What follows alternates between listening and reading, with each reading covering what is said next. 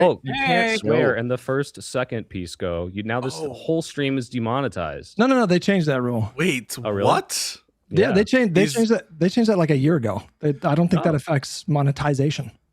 Okay. Damn, sorry, Pill, you're getting one-upped already. Do we want shout-outs to you guys, or are we going to not have that? Yeah, until they start saying very negative things about everybody. I got people in my chat. It's already cluttered. I don't think it's going to happen. People. Yeah. I don't think that's I got people in my chat saying Hutch go live. I don't know if you have already. What the fuck? Welcome to Lib and Learn, everyone. The only show with zero technical problems. I'm the Soy Pill. With me, as always, IRI, Hutch, and Pisco, and we have two special guests today. First, it's Vadim. Hey, guys. Also known as Hey, it's Vadim. Thanks for having me. Appreciate you. It's a pleasure and a sheer sensation to be here. And I will make no secret that I am a huge Vadim fan, formerly Creationist Cat. So, you guys, he's still there. His YouTube still exists, and videos are coming out soon. Also with us soon, as in a few weeks. Absolutely. Finally. Yeah, soon TM asterisk. A long time, but here we are. Also with us is Ogre Boy. Ogre Boy, tell us about yourself. Hey, so I stream on Twitch most nights at 7 p.m. Pacific. Usually talk about Gaza, Dem leadership, crazy shit that Trump's up to. Mostly politics, a little bit of other topics. Very liberal. Very liberal. Yes, incredibly liberal. One of the most perfect guests you could have for the show. Other stuff thrown in too, but it's a lot of genre breaking content where a middle-aged white guy with no hair yaps into a microphone and a camera. Yeah. Woo! Happy to have you. Thank you. I highly recommend it. I think he's pretty entertaining to watch, quite honestly. Right on. Well, that remains to be seen. We'll be the judge of this. I went ahead for the ball cap tonight to kind of keep the baldness on the screen down to a minimum. Right. Well, you have Bernie in the back. Is he technically bald? What do you think about Bernie? Does he get the pass? In the past? No. Does he get the pass? Oh, does he get the bald pass?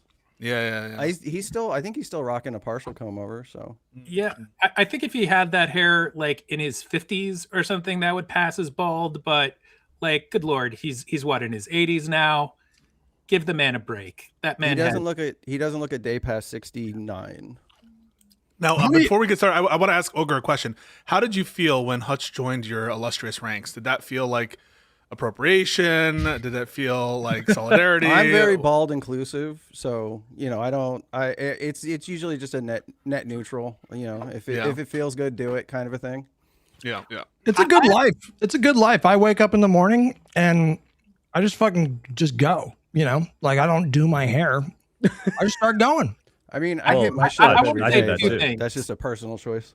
I want to say two things about that. Okay, one is, I like your baldness took me by surprise. I thought you were doing kind of like just fine hair wise, and then all of a sudden, like one day, just whoosh, gone. And I think it looks good for you too. That's the other thing I want to say. I think it does kind of complement your edge.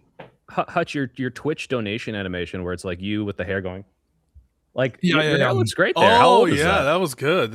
Well, I had my hair long enough to do a strategic comb over. Like I have some male pattern baldness, like not crazy, but like some that's noticeable. And I had enough hair to hide it. And then I went to a barber and I fucking showed him like a picture of like fucking David Beckham or something. I was like, make me look like this. And because he has like the high fade. And I said, but I told him, I was like, don't do it if you don't think you can still give me enough hair to hide the fucking baldness. And he's like, no, I got you. And he didn't get me. It was like, I went home and I tried for 45 minutes to find a way to make it work. And I was like, I have to shave my head. There's like nothing else I can do here. And then I didn't know this backstory. This is tragic. No, I like being bald, so it's fine. No. I think that there's something admirable about just like knowing when it's your time and just going for it. Like seriously, I mean, like the alternate is going with like, who's that guy who was like the DGGer of the year? You know who I'm talking about? Stale 2000. I know exactly what you're talking about. Punished hairline. of all time.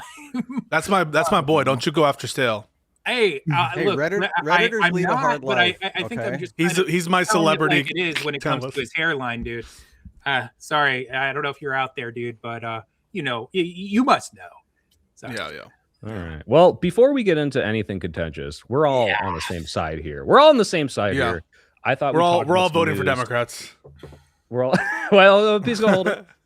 I thought we'd talk about the Super Bowl halftime show, which has the Republicans in quite the tizzy because I think there was some guy and he spoke this language. It's called Spanish, and they're just not cool with that. What did you guys see it? What did you think? Also, who cares about the game? Before specifically we get into that, like I feel like guys, like woke is fully back. Like there were woke commercials, you know, with like a racist white guy looking at his Hispanic neighbor suspiciously, and then his Hispanic neighbor like they loved each other. Yes, cut the tree with a chainsaw, and then the white guy looks at him and he's like, you know what? Maybe racism is bad. He didn't say that, but you could tell he thought that.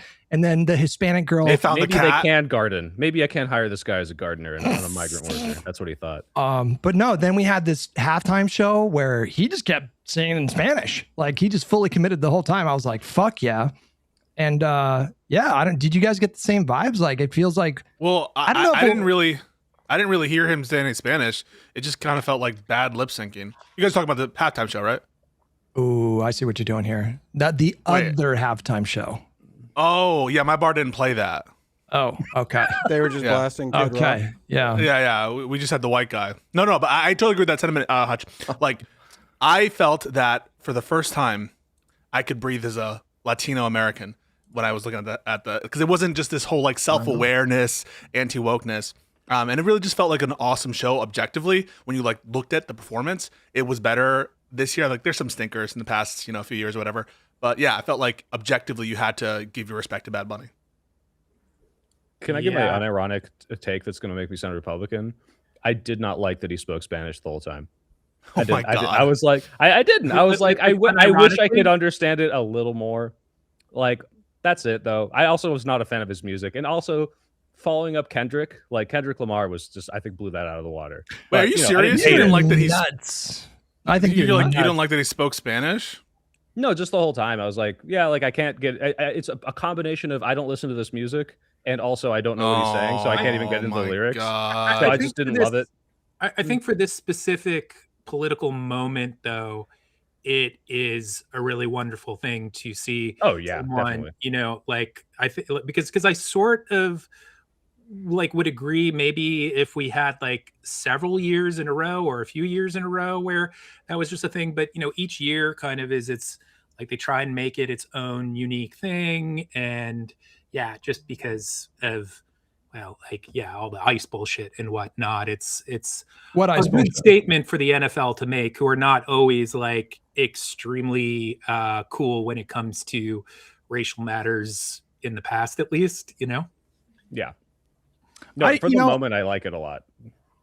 I was just gonna say, I think I got a little emotional watching it. I mentioned it on my stream when I was live just a little bit ago, but I have people in my life that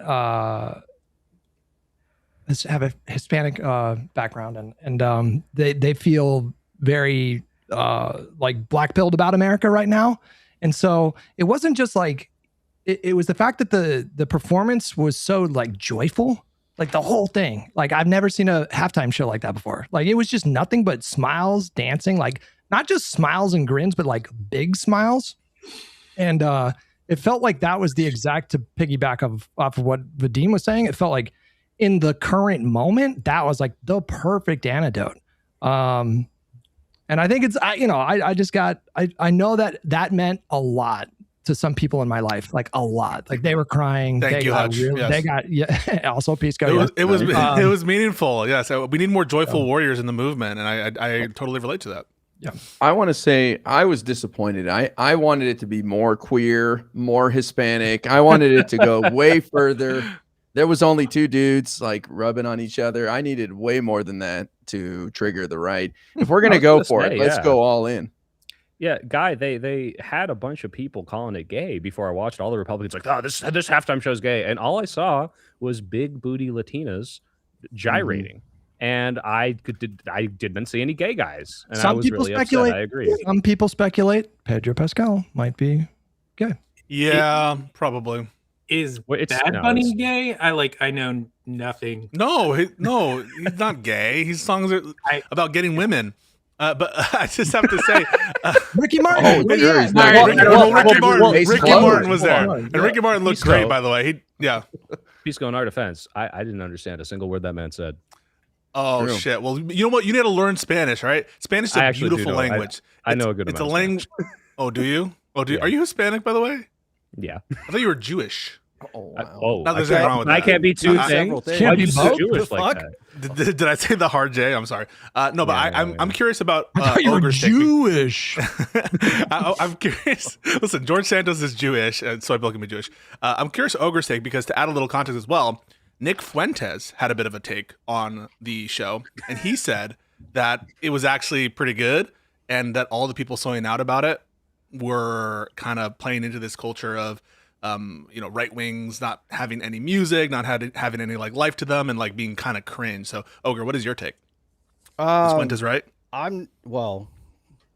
First of all, that's a hell Do of a you agree setup. with Nicholas Fuentes? Yeah, yes or Do no? you agree? Yes or no? I didn't know what he said. I don't really care about what Fuentes had to say. I didn't, to be honest, I didn't watch it. Not a big sports ball guy. I'm more of a WWE kind of guy. Sorry, the I question can was, do say you agree with Nick Fuentes? that the right wing doesn't have any culture? Yes. Yeah.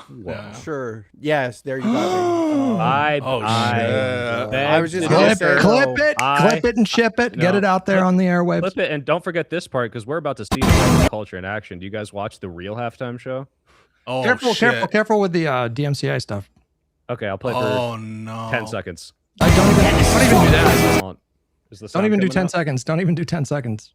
Can you guys hear the sound?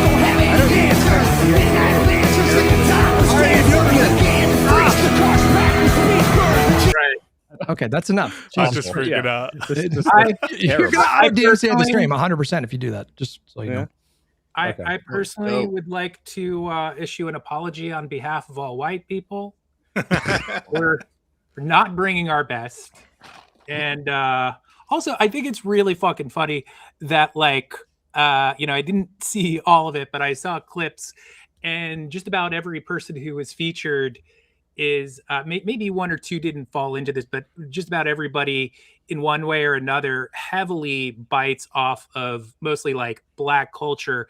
And it just, like you have like a lot of like fledgling Nazis watching this show and just people who are way into whiteness, and yet all of the entertainment is like a knockoff of a bad knockoff of black entertainment. So I think that is kind of ironic. Did you see where the like Fuentes, Clavicular, Andrew Tate, and all these like guys went to the club and listened to the Ye song HH? It does feel that there's like an element of glorification of certain of these figures who are meant to represent this like comeback against the woke, this kind of standing up for white culture, masculinity, and it's a very diverse palette. Half of them are very obviously queer, they're brown, and so I do find that there's a reluctance or almost a revulsion to some of these old boomer memes or music, and so when they see that as a reflection, they reject it. Yeah, I agree with that. Sorry, I don't have much to kind of say. And I was actually sorry. I got like a little sidetracked because, man, I don't want to disregard what you said, but I actually like just remembered. This is kind of like a very weird, fun fact about myself. I thought to myself, like, oh yeah, I actually opened up for Kid Rock in the I think it was around 2006 or 2005. I used to host this thing called Punk Rock Heavy Metal Karaoke, which is kind of like the first band, kind of the first band in America to kind of like make that a thing. There's a lot these days, a lot of live shows that do that, right? And we it still goes on in this place called Arlene Grocery in New York City. But we would do like a lot of shows. Like we did weird shows. We opened up for Andrew WK. We opened up for Naughty by Nature one time, just random ass gigs. And we opened up for Kid Rock. And man, like that crowd was like, I did not know. This was New York City. Maybe I already said that. And I just did not know that there were that many kind of like just dumbass hicks in the tri-state area. I'm sorry. Yeah, they're around. That was the majority of. Not everybody was like that. There were some, the cool. Some of them, I assume, were good people. But yeah, my most vivid memory was after the show. I was backstage. Like we were like all partying, and I was wrecked at this point, and I was talking with him, and I forget what I was talking about, but just like at a certain point, I mean, like I don't think that like I was that bad, but maybe I was. He basically like looked at me and he's like, man, you're like, he said something like, you're freaking me out, man. And I think the reason why he said that actually is because there were like 5 hot girls around that I was talking to, and I think he just kind of like wanted me away from them. So like the moment that I said that, this like big ass bouncer came over and was like, excuse me, please step away from Mr. Rock. Shit. So you think he was trying to like fuck with your game? Yeah, I think he was just like calling in like the big guys to like cock block, basically. And just to be clear, the women were not underage, right? Because Kid Rock does have that song. No. Some call it statutory, I call it mandatory. Is that what the lyric is? I think they were all of age. They definitely looked at you think? Is that what you just said? Well, okay, Hush, he wasn't IDing all of them. I mean, yeah, exactly. I poor choice of words. That's all. But there was a mutual friend who ended up being there. This like model chick who was on a cover of Rolling Stone with Jennifer Aniston. But she did like I'm forgetting her name now. I used to see her around. Ridiculously gorgeous, of course. She was in like a few like Skinamax type movies. Interesting. But anyway, I didn't know her that well, but I know that particular girl was definitely of age, but who knows about the rest? So anyway, who knows? And that's the takeaway. Natural segue. This Epstein stuff. Let me tell you, some of the files are really fucking suspicious. And wait, is that one of our topics, by the way? Sure. The Epstein Get in files there. are always. Get in there. Because I do want to have a couple. I have a couple little thoughts here. I think that people are perhaps drawing the wrong conclusions from these different files. I don't really know what I'm talking about in terms of what conclusions those are, but it feels like everyone who's saying that Pizzagate has been corroborated, they're like probably the farthest away from correct. I think that there's some fucked up shit that happened, but I just don't trust. I think that there's a wide scale manipulation happening from everyone right now. And so I'm just on guard right now for a lot of these narratives. And particularly the administration right now, their posture on some of these files has been completely contradictory. And we just had, I don't know, Guy, if you saw this, Ro Khanna and Thomas Massie come out after them having access to some of these redacted files, that they're straight up like redacting the names of people who are prominent, people who are accused, even though that's not one of the bases of redaction. So I think it's unfortunate, and Democrats should bounce. They said there's 6 guys who had their photos redacted or something for no reason with no explanation. So clearly something has gone wrong here. Well, it's funny you talk about the Pizzagate corroborated, and it's like you read, it's like, see, look, they ordered pizza. They said pizza. Look, they ordered walnuts and almonds, and this is code for like children of this like flavor or whatever. And to be fair, it could be the case, but then you read the emails, and it's like, hi, I really like that 10-year-old you sent me, and it's like, well, okay, like they're not talking in code, like they just had sex with children, like. But I mean, also Kash Patel came out. I think the story hit AP today, basically saying like, no, we looked into it, and there's no evidence of any kind of sex ring, so it's fine. Like, everybody can go home. It's fine. There's nothing to see here. Move along. He said there was no evidence that he trafficked minors to other individuals. That's, I think, what Kash Patel said, like, basically on the information that he knew. And a lot of people are looking at that and saying, well, A, did he couch it in enough qualifiers to be free from any kind of perjury charge in the future, saying, well, I didn't see that information. But at a bare minimum, the sort of optics and the PR shit has been disastrous. And there's blood in the water here. And there's something fucked up about it. I don't know that everything inculpatory is being said on email, but it doesn't seem like everyone has the same level of OPSEC, given some of the suspicious shit that's being sent. I mean, well, and then sorry. Go ahead. I was just going to say, I mean, how can we? I'm not necessarily. No, I am very skeptical of what Kash Patel is saying. I'm basically like just asking, like, how on earth can we trust, of all people, that guy and his word? Is like, are there? Did you say something about how Ro Khanna actually saw unredacted files? Yeah, okay, they saw. That's news to me. So what has he said, and what exact? I mean, obviously, there's way too many things to go over. He's only He's only been there for correct. Yeah, so there's only like limited ways in which they can access it. And someone, I don't know if this is like really good pencil math, but someone's like, it would take 7 years to comb through all these based on the systems that they've given us to do. I don't know if that's true or accurate, but it is true that like the system, according to them, is archaic and odd. And so they're dropping some innuendos that one of the redacted persons is a very prominent person, but we don't have a ton yet. Like, it's taken a lot of time. These are millions of files. People don't understand that like it is a shit ton of work to consistently redact even like 8 to 10,000 files. Like, that's a huge fucking job. We are talking about millions of files, and a lot of the redactions are inconsistent, and people are drawing like the wrong conclusions from certain documents. So it's going to take people, if they want to go to the redacted files and find like some shit, it's going to be a huge fucking job to do that. And in the meantime, the unredacted files, people are drawing wild conclusions. Like, for example, the email that came out, or the draft document that like announced his death or whatever. It was a day before. Well, sorry.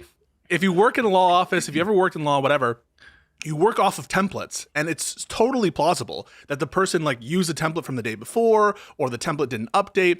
And so, yeah, it's going to take a lot of work to get through all this shit. And they're not sending their best.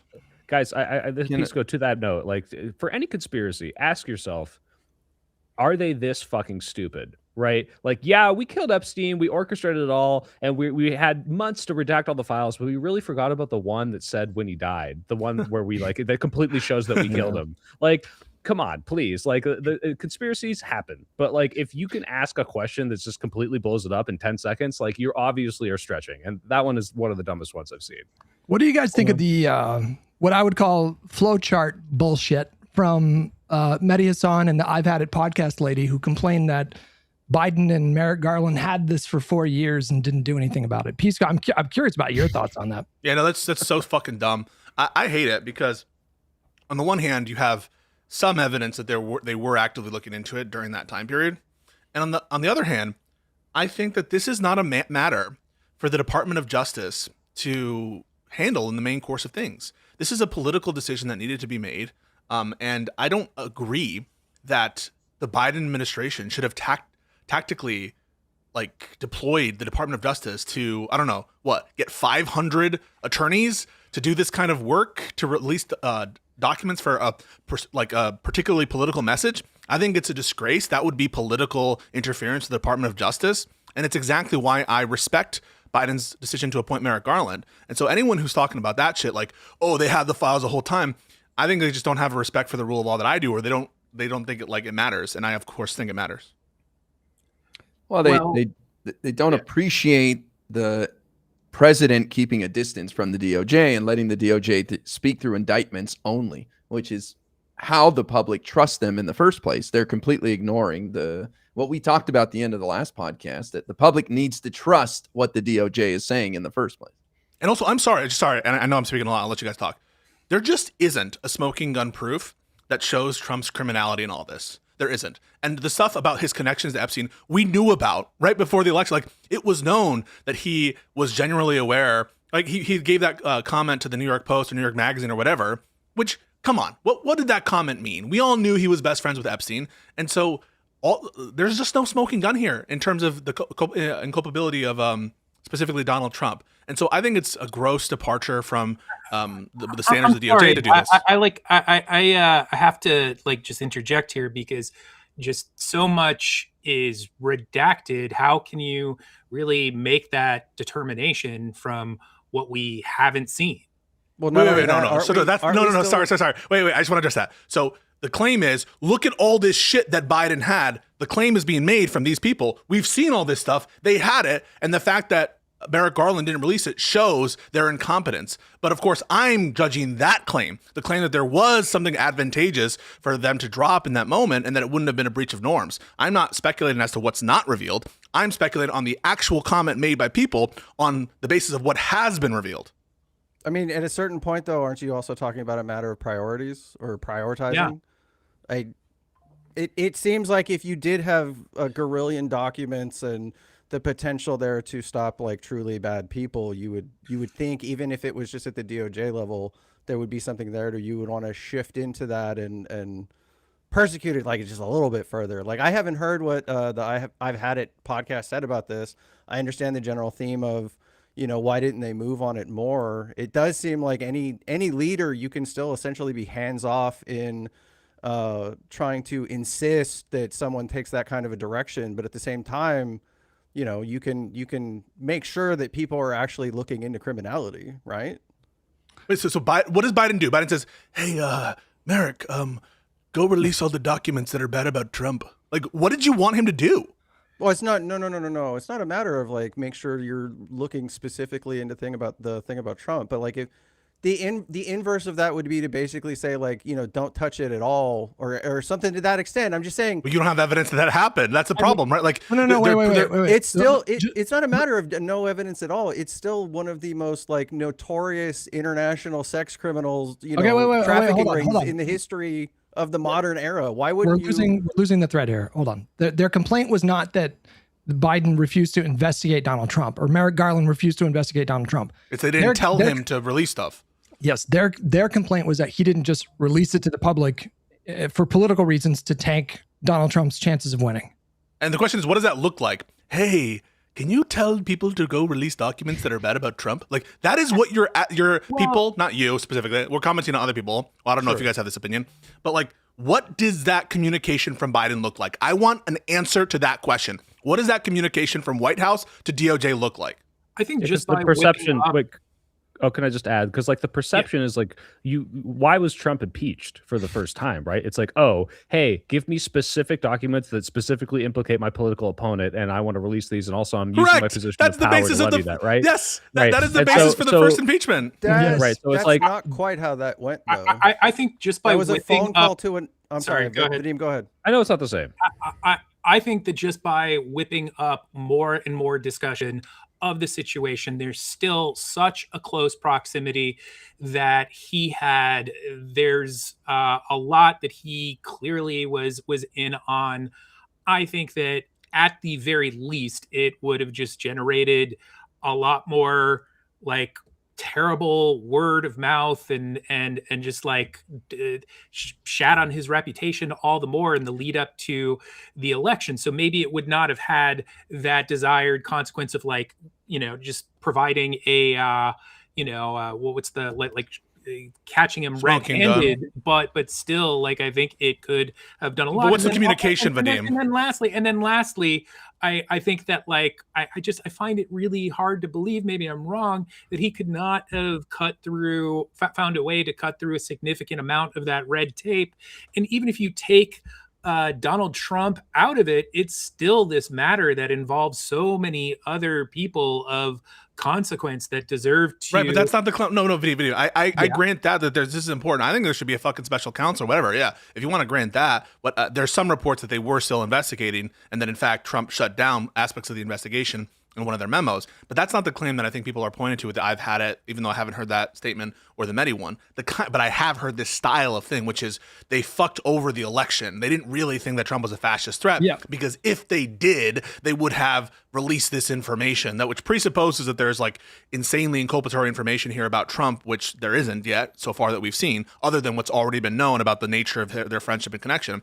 And then two, that there ought to have been some sort of communication between Biden and the Department of Justice on this area. So I'm going to ask for the second time, what would you guys, if you agree with this position, what does that communication from the White House to the DOJ look like? I don't think you have to actually even mention Trump's name at all. That's the point, right? I'm asking what it looks like. Can you give an example of like what you would say if you were in charge? Like, hey, Mr. Merrick Garland, now we heard about this Epstein stuff. Release stuff.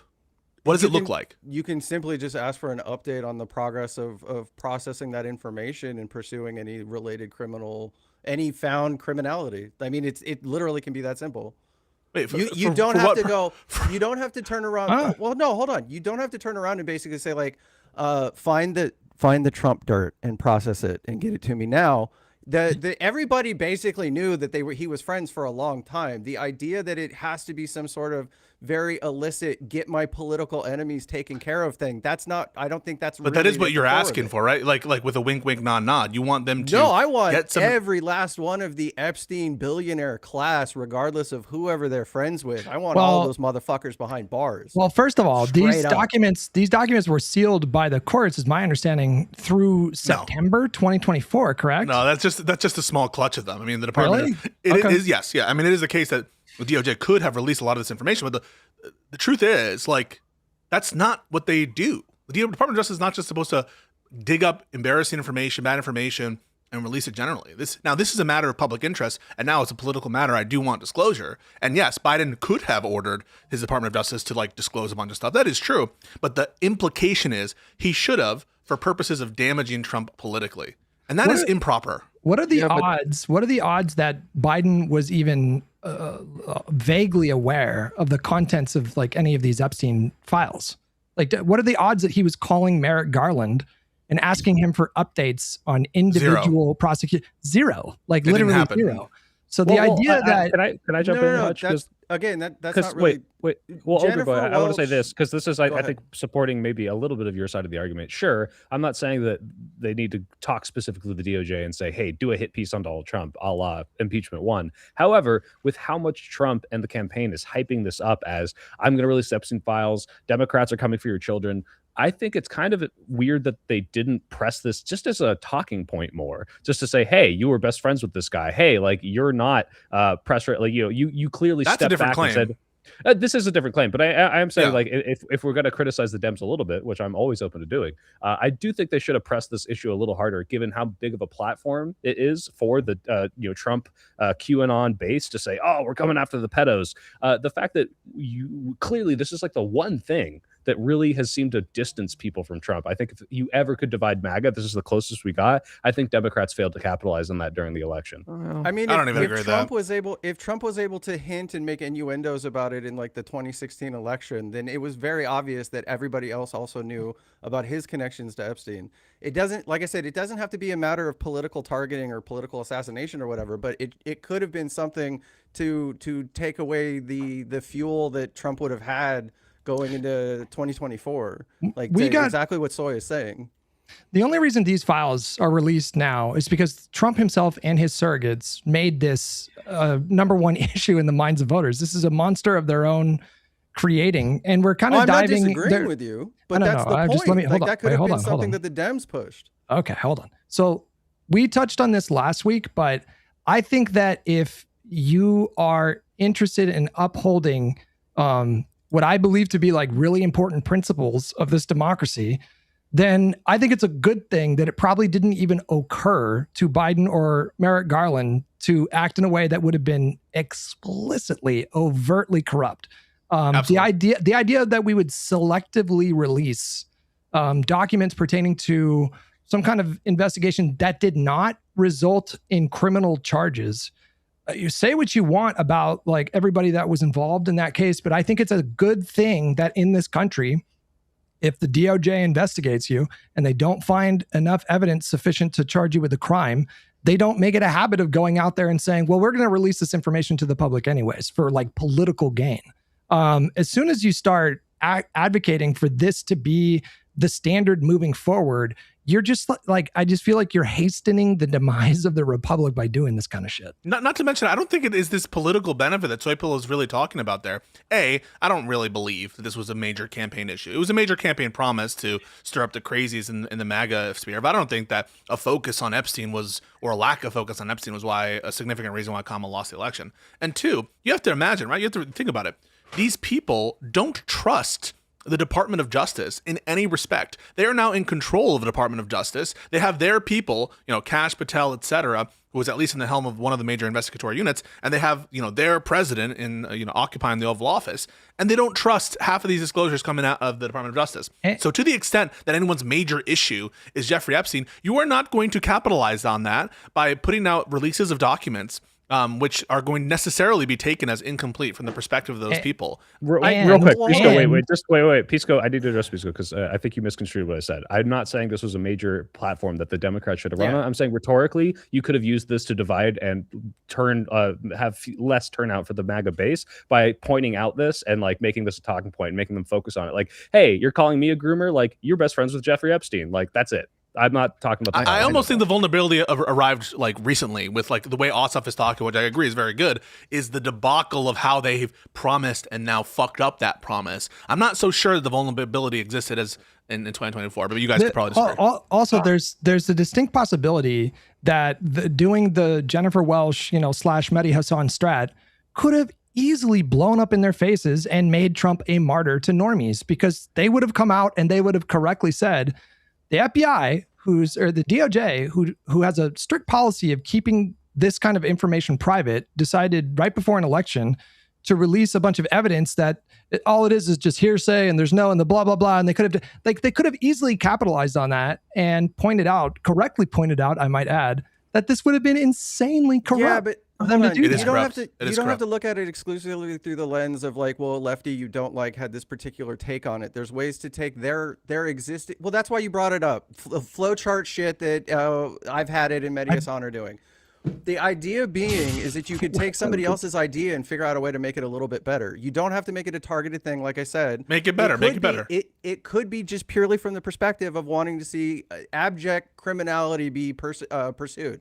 That's why we have a DOJ. That's why we have a DOJ. You don't release it to the public to establish criminality. You have a DOJ investigation. Do you think there would have been any merit or interest to the public good to finally maybe say one day release the information related to the JFK assassination? Do you really think that there is figured out? Do you think that really think that people would not have figured out that you were doing it for political reasons? You really don't think they would have connected those dots? So they would have absolutely like, oh, we're just trying to help solve crime. It would be political. Also, but Ogre's saying, isn't there a public interest sometimes in releasing investigations? Yes, sometimes there is. Yes, sometimes there's an interest in public releases of information. No doubt about that.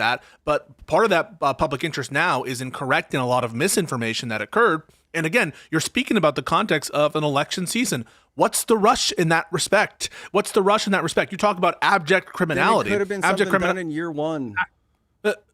Abject criminality. Where is your evidence that the Department of Justice under Biden wasn't investigating this as crimes? You are undermining the possibility of criminal charges by doing document dumps to the general public. Yes. Do you understand that? This is undermining the potentiality for good criminal investigations. Witnesses are going to go stale. They're going to be able to corroborate their stories. And so all of this shit. If your goal is maximal criminal punishment, this does not accomplish that. The reason this is happening is because nobody trusts the people making those decisions. It presupposes lack of trust in those very institutions. And that is just by consequence of the fact that everyone has already made up their mind that there is the maximalist version of the Epstein story that corroborates, the wide sweeping criminality that they all think But you're talking about like happened. Schrodinger's box of Epstein files, right? The idea that the evidence isn't there until we see it, but if it's not released, we'll never know if it's there or not. That sort of shit. And again, like I said, there's an element there of basically it's always going to be the thing that can be used against the Democrats until it's proven that the people involved aren't democratic elites and things of that nature, right? So there could have been an element there that basically clears the But party's Ogre, name some for of them all are time to Democratic come. elites. I'll list them. Some of them are Democratic elites. Some of them have close connections to Obama, worked in Obama's White House. Bill Clinton, obviously, to say nothing Some of of them are Ezra Democratic Klein's best fundraisers. friends, but some you of them still want to make sure that you know that these people come to light, right? No, all I'm trying to say is we have a wealthy criminal person, a sick person, who absolutely has connections with a bunch of different individuals. What I'm not seeing, and that should be investigated, and that should absolutely be pursued to the furthest extent that the law allows for. What I'm not seeing is evidence of Democratic negligence in failing to use the fact of these connections and all these open questions for their political advantage in 2024. And that, crucially, is the claim being made by so many. It's like, look at how fucking incompetent they were. They couldn't even use the Epstein story in 2024. It's post hoc, and frankly, it is corruption. Any way you want to slice it, if it was a wink, wink, nod, nod, what people are asking for is for the Democrats to wield politically this, and cynically, the existence of these questions to crush Trump in the polls when there's no evidence that would have happened. If you want to make it about the case against Ghislaine Maxwell, couldn't it have harmed their case against her if they would have released this kind of information? That was done and dusted. I think in 2022 they had a conviction there. They were appealing some issues. No, but he's saying do it year one. I mean, wasn't part of that evidence overlap? Wouldn't that have hurt their case against her if they would have? The trial I think happened in December 2021. So there was an ongoing trial happening with Ghislaine Maxwell at the time. Yeah. It's only recently that her appeals to the Supreme Court have been exhausted. Right. I'm saying, wouldn't it releasing this information in the way that Jennifer Welsh and Mehdi Hasan are advocating for, couldn't that have hurt the DOJ's case against? I don't really think it would have. To be honest, I don't really think it would have. But it just more the interference aspect of that. I do find that as corrupt, and there's not a real good even the way you crafted the communication over, because you didn't really. It's like, hey guys, can you just give me an update on stuff? Like, what the fuck do you think is going to happen after that communication? They'd be like, all right, sir, well, this is a case against Ghislaine Maxwell, and this is the evidence we have, and these are our conclusions. It's not going to give you what the Mehdi Hassans, if he said that, are asking for. They were asking for a document dump. They were asking for to release the files, just like what they did, what Congress mandated that they do. At the end of the day, the idea of at least sticking to the norm that the fucking, I'm blanking on his name at the moment, the 7 foot tall former attorney general, at least that Comey, yeah. Comey doing what he did to Hillary, as much as I didn't like her ass, basically was like, I don't want to see anything like that. I'll give you that easily, right? Yeah. Like that sort of shit, that's not what I'm speaking to. I'm talking about just in general during that 4 years, I can at least sympathize with a little bit of the frustration of not coming out with this information. I'm gonna say something crazy. This is gonna cancel me. All right, this is gonna cancel me. I think it would have been more justified for Comey to release his statement than for the various different innuendo leaks relating to Trump. And I'll tell you why.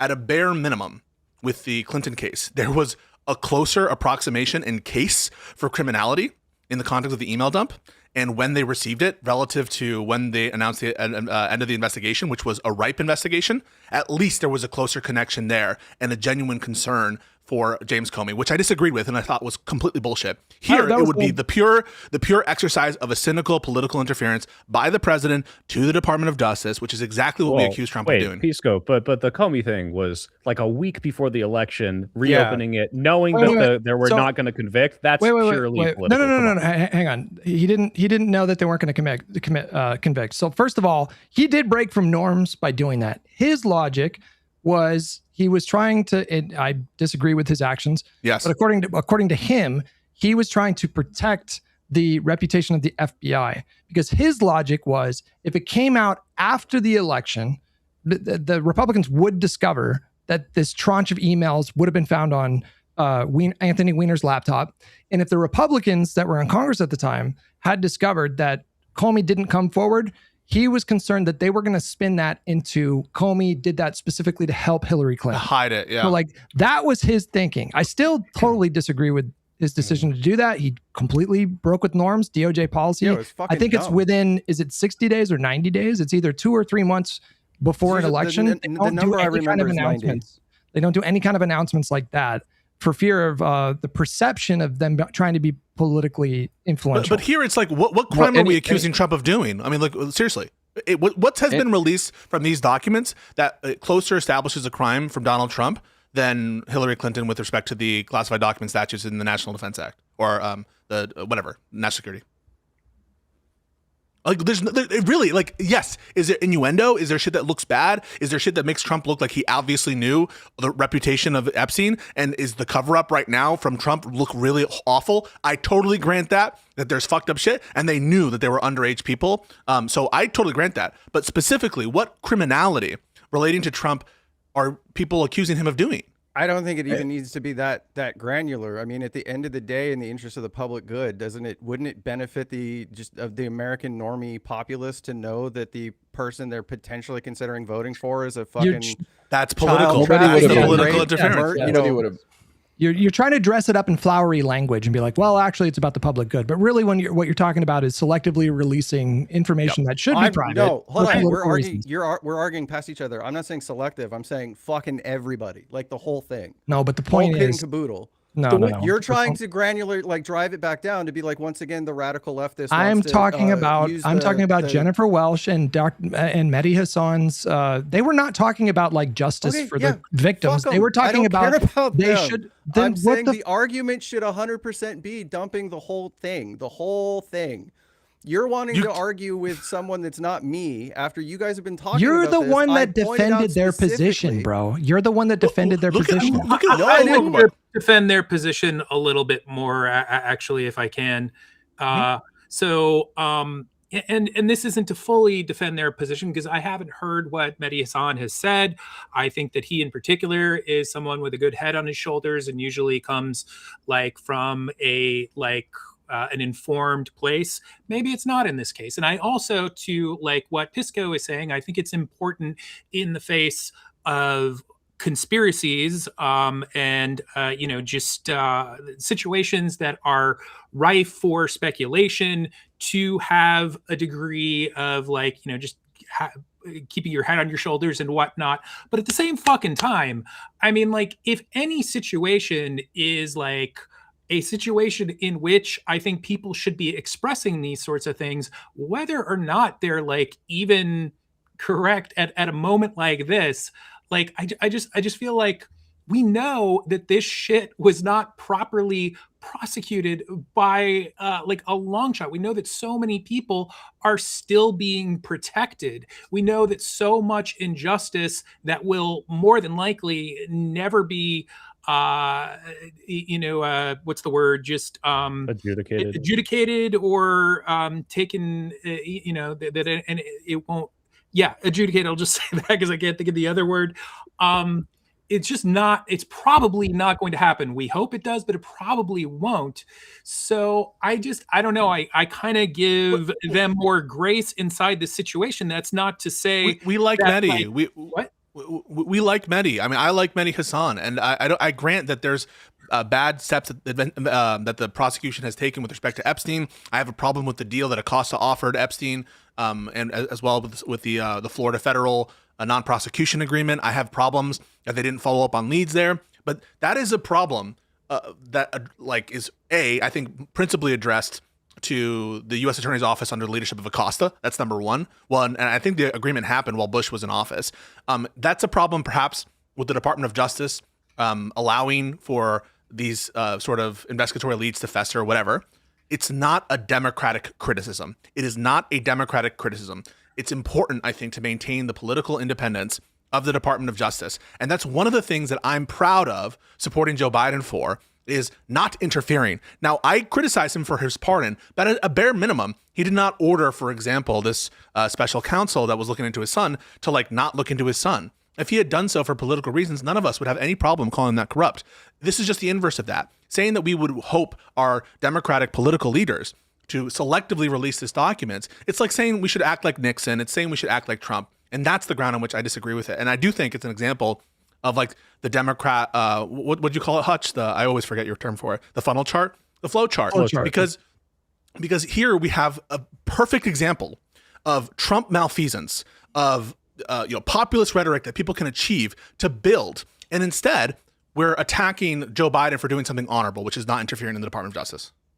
I just rewatched the clip, and Jennifer Welsh, she talks at the front about like, not only is it the right thing to do to like get all these pedophiles, but she does stress the point, and I think this was her primary point, that democracy was on the line, and they should have taken extraordinary steps to, release this information to selectively to release this information to harm Donald Trump politically, to help the Kamala win that election. And I'm sorry, like, you can't say in one breath that you understand that kind of logic, and then in the next breath, and I'm talking to you, Vadim, tell me that you're not going to judge people who didn't vote for Kamala. It's fucking ridiculous. It's inconsistent. That's true.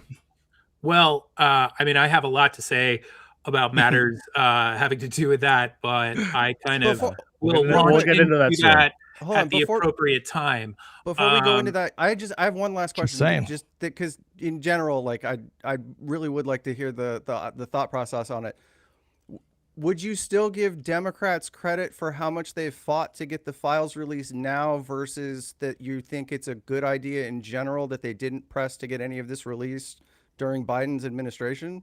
Because that was one of the things last year. That was one of the things last year specifically and leading in the last like 6 months or so. I know, especially from this podcast, overall, the entire thing was look how much of a fighter and how much backbone they're showing in trying to get these files released. Why wasn't that something that was even remotely touched on during Biden's administration? Because this came from Trump Congress. Changed the ground. Trump changed what's going on. His behavior changed. There was everybody's acting like there was an appetite for the Epstein files to be released in 2024. Nobody gave a shit about the Epstein files. In fact, there were 150 names released due to the civil cases in January of 2024, and nobody cared at all. So the idea that would have even impacted the election, I find ridiculous. People wouldn't have believed it. They would have said it's partisan. Trump would have been a martyr. Mm-hmm. Anyways, we had three other cases against him that were way more serious. Lots of people were talking about Hold on, I was still talking. I just have to. I'm sorry. Go ahead. Throw that in. I'm sorry, but like a lot of people were talking about it, and there's an argument to be made that like that the the media kind of purposely did not go into it as much as they could have for all kinds of reasons. But anyway, go ahead. Nobody that's cared about not true. Hold on. I got cut off. Yeah. Fuck that. Nobody gave a shit about the Epstein files until Pam Bondi screwed it up with her influencer drop that went nowhere. And then the real catalyst was Elon Musk tweeting that Trump is in the Epstein files. Until then, nobody cared about the Epstein files. So as long as conservatives set the tone, it's okay for us to react reflexively to it? No, it's their behavior in hiding it that has changed the tone and caused the public to give a damn. And Democrats have led the charge in representing the public, and a lot of conservatives too, saying it's time to release them now. Now you really can't mess around. Because the way you're selling it is... Wait, can I respond? I want to respond to the guy because I don't think that nobody cared. I think there was this kind of apathy of no one's going to do anything about it because there was this thing since 2019 where it seemed like no matter what happens, no one's actually going to prosecute. We're not going to see what happens. This guy already got his plea agreement. They killed him. They're going to get away with it. So I think already there was an appetite from the right, which I think that's why I was saying the Democrats even just rhetorically could have capitalized on that. I think he's being hyperbolic when he says nobody cared about it. I think what he's saying is that Donald Trump and Pam Bondi and the Trump administration pulled off maybe the biggest example of like a Streisand effect of all time. Like with I completely agree with this. Their actions that thrust it into the mainstream. And then all of a sudden everyone was talking about the Epstein files because they were just making the situation worse for themselves at every step of the way. Much like Hassan Piker with his shot caller. One additional thing too, I want to address Vadim's, you're castigating the media a little bit here, and I don't agree with that. I mean, the second indictment of Epstein was itself part of a reaction to the Miami Herald reporting in 2018. Mm-hmm. I mean, there has been a great deal of media coverage over this, and even into the lead up to the 2024 election, there was Daily Beast articles, release of an Epstein conversation with who's this guy who writes all the Trump books. So there has been a great deal of media coverage on Epstein-related matters. There just has been. There was an entire trial of Ghislaine Maxwell that happened during Biden's administration. The truth is, and unfortunately, I agree with Hutch, I agree with Soy Pill, that the spotlight this has had, the corruption of the current administration, has now generated an inflection point where people are like, oh, look, this looks fucking fucked up. It has generated new attention for it. The Democrats are capitalizing on it.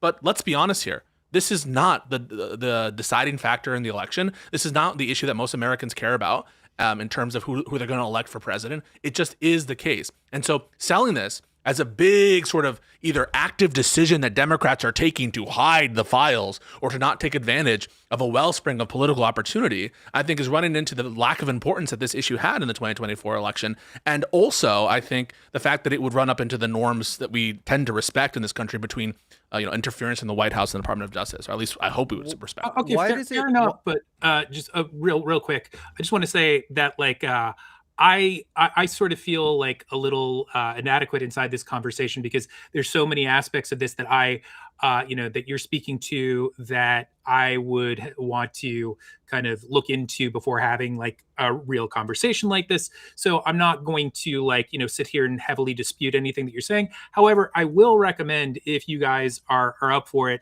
there is a really wonderful creator who's a good friend of mine, Chill Goblin. He's a leftist, but he's done a lot of videos on Epstein and whatnot. And I'd be interested in seeing you guys have a conversation like that, because he is someone who could definitely kind of not only come in with a very informed perspective about like all of the history and whatnot, he knows like crazy shit about it, but then also he would be able to come in with an informed leftist perspective on this, which I don't have. And I think that probably Ogre has a little bit more than I do. So I'll let him say what he was right about to go into right now. I was just curious why it has to be the binary of attacking it from the purpose of yeah, I agree. If you think it's going to be like a October surprise type thing, that's dumb. I'll concede that. That's not anything that I've been arguing. But the notion of, like I said, everybody thrives on conspiracy theories. Fucking Area 51, JFK, all this different shit. This was going to be something that people talked about probably for decades more to come in some capacity. Was it the thing that cost the election? No, but I don't really feel like anyone's serious, and I'll include the I've had it gals. I don't think you have to look at them as like serious in this particular. So where's the capacity. negligence, Ogre? Where's the negligence? I'm not saying why even point at the Democrats as if they did anything wrong here? It's outrageous to me. It's that flowchart nonsense. Why would you? If you had the ability to highlight a group of people that were involved in, even if it doesn't meet textbook, like we've run investigations and trials and et cetera, why not at least show that like for sake of highlighting people that are basically using the rules in their favor, flaunting their wealth to that degree, people that have that level of outreach to where if you gave a fuck, like the degree that Epstein was flaunting Palantir and shit like that to other. But Ogre, what does that look like? So much of this is like, seriously. Why would that? No, Ogre, what does that look like from the Democrats' perspective? So I want you to follow that chain of logic. Okay, they should have revealed information, not necessarily just about Trump, but about all these actors using the rules, using the fact that Epstein talked to the Palantir people, that he talked to okay, whatever you want to say there.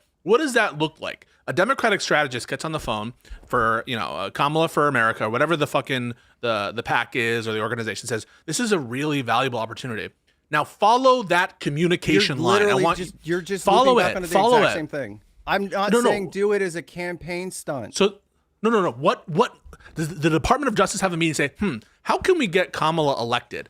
Start it wherever you want to start it. How does this idea? Ogre, stop. Why do you keep bringing that up again? Ogre, you can start it wherever you want to start it. It can start in the halls of the Department of Justice. It can start in the White House. It can start at a super PAC. Where does the idea take hold? And now follow it to the action. That's what I want you to do. You already started off earlier. You conceded. You said it was not a bad idea, or it's a very true thing that a lot of times, especially for something related to like the JFK assassination, that there can be this thing that captures the public imagination, and therefore it's something that's kind of beneficial to answer a lot of questions and put people's mind at ease. Beneficial in what way? What do you mean beneficial? Why do you think people want to know what happened in the JFK assassination?